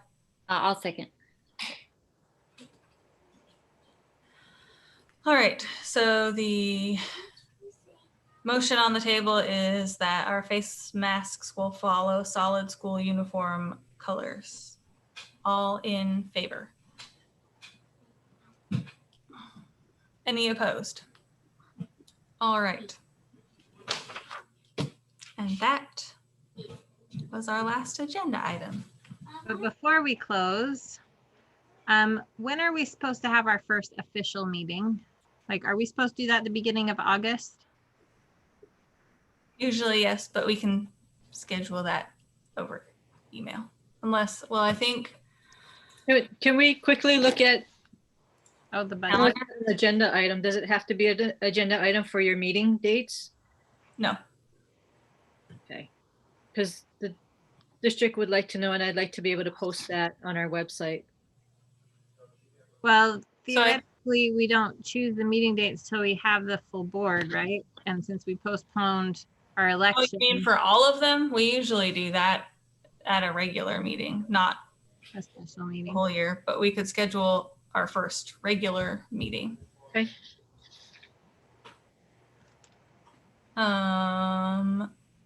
Mindy, is next Thursday the PTO meeting? No, think it's- we decided on Tuesday, Oh, Tuesday, okay. Tuesday the Oh. 11th. Would next Thursday work for everyone? Teacher's first day back. Just kidding. Or early the week after?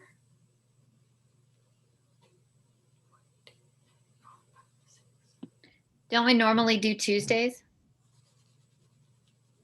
We did last year, but it just changes on availability. Could we do the 18th? I can. I can. I don't have any thing scheduled that day.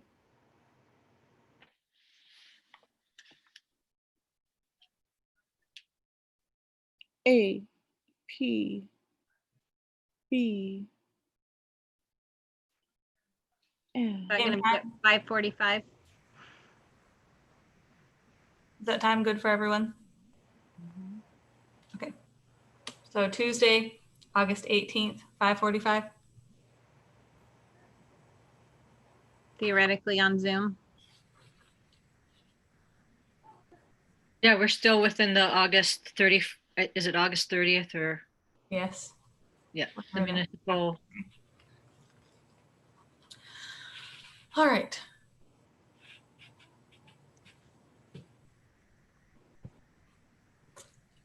Got it accomplished. That is everything, right?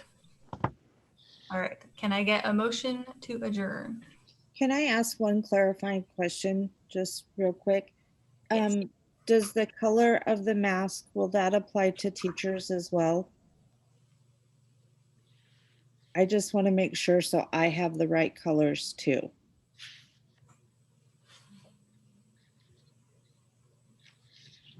I mean, I feel like if you want the kids to wear uniform colors, that should be shown to them as well. Could it be black though? I know Oh, sorry. I think if we just Backtracking. I think if we just said solid colors for the staff, because they don't wear uniforms, but if we're trying to not have the students have graphics and things like that, if we have the staff just have solid colors, but it can coordinate with their outfit if they wanted to. I have none that are solid. I know I don't either. That's why I'm asking, because I'm like, then I need to buy some. Because nobody makes them solid. They want them all fun. I know, because I got lost Scooby-Doo ones I bought just for that reason. I think I saw some I gray knew ones it. at Alaska Chicks.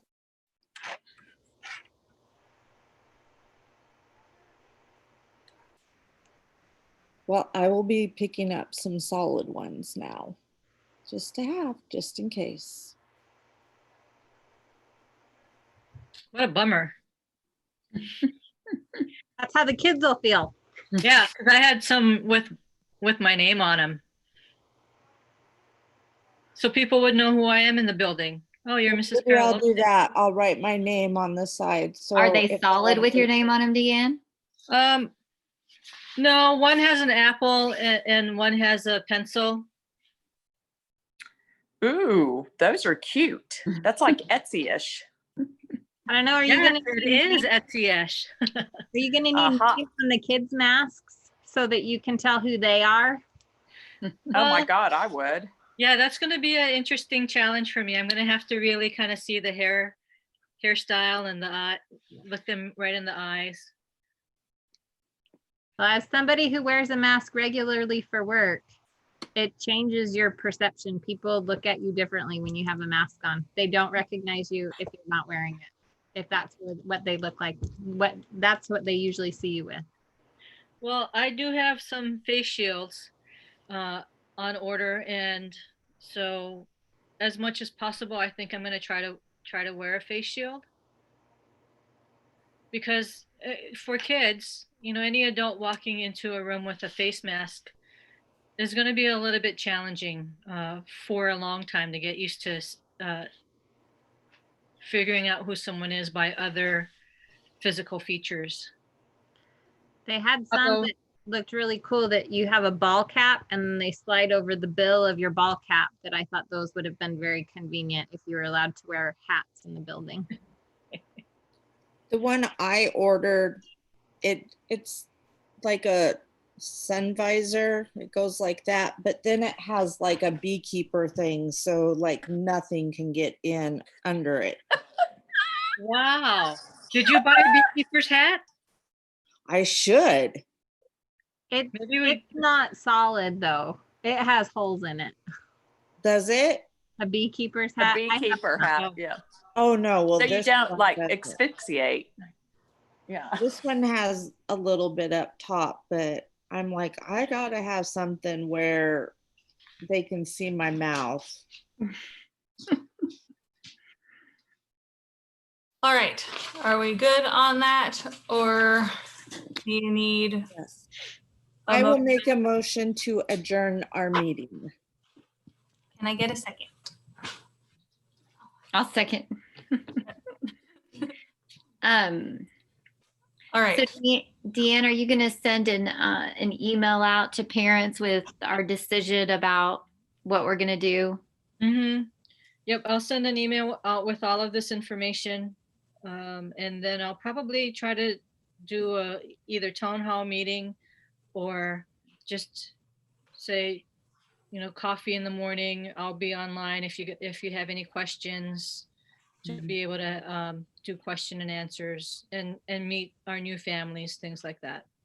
Can you stress in your communication that, you know, parents who do not feel comfortable on these, you know, medium, high, medium, low risk have the option to continue online learning? I think that really needs to be stressed, because I'm not sure all families will understand that they can continue on with that. with Yeah. our program in online learning. Yeah, with our program. Okay. Is it okay if I call it EACS online? Oh, that's nice. Oh, yeah.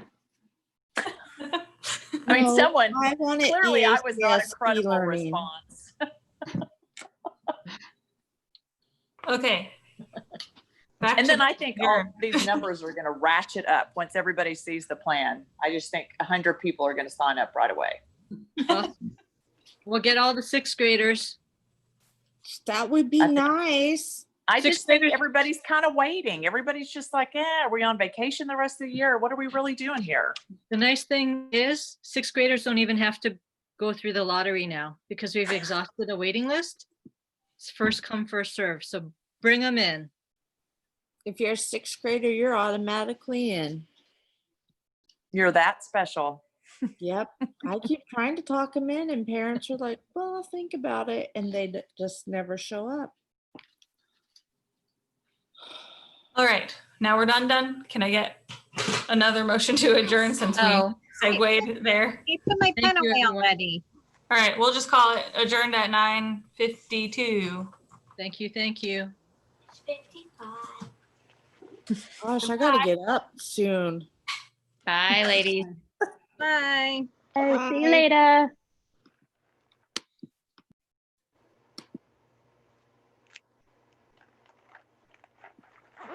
Sorry, had to change the time. Good night. Good night.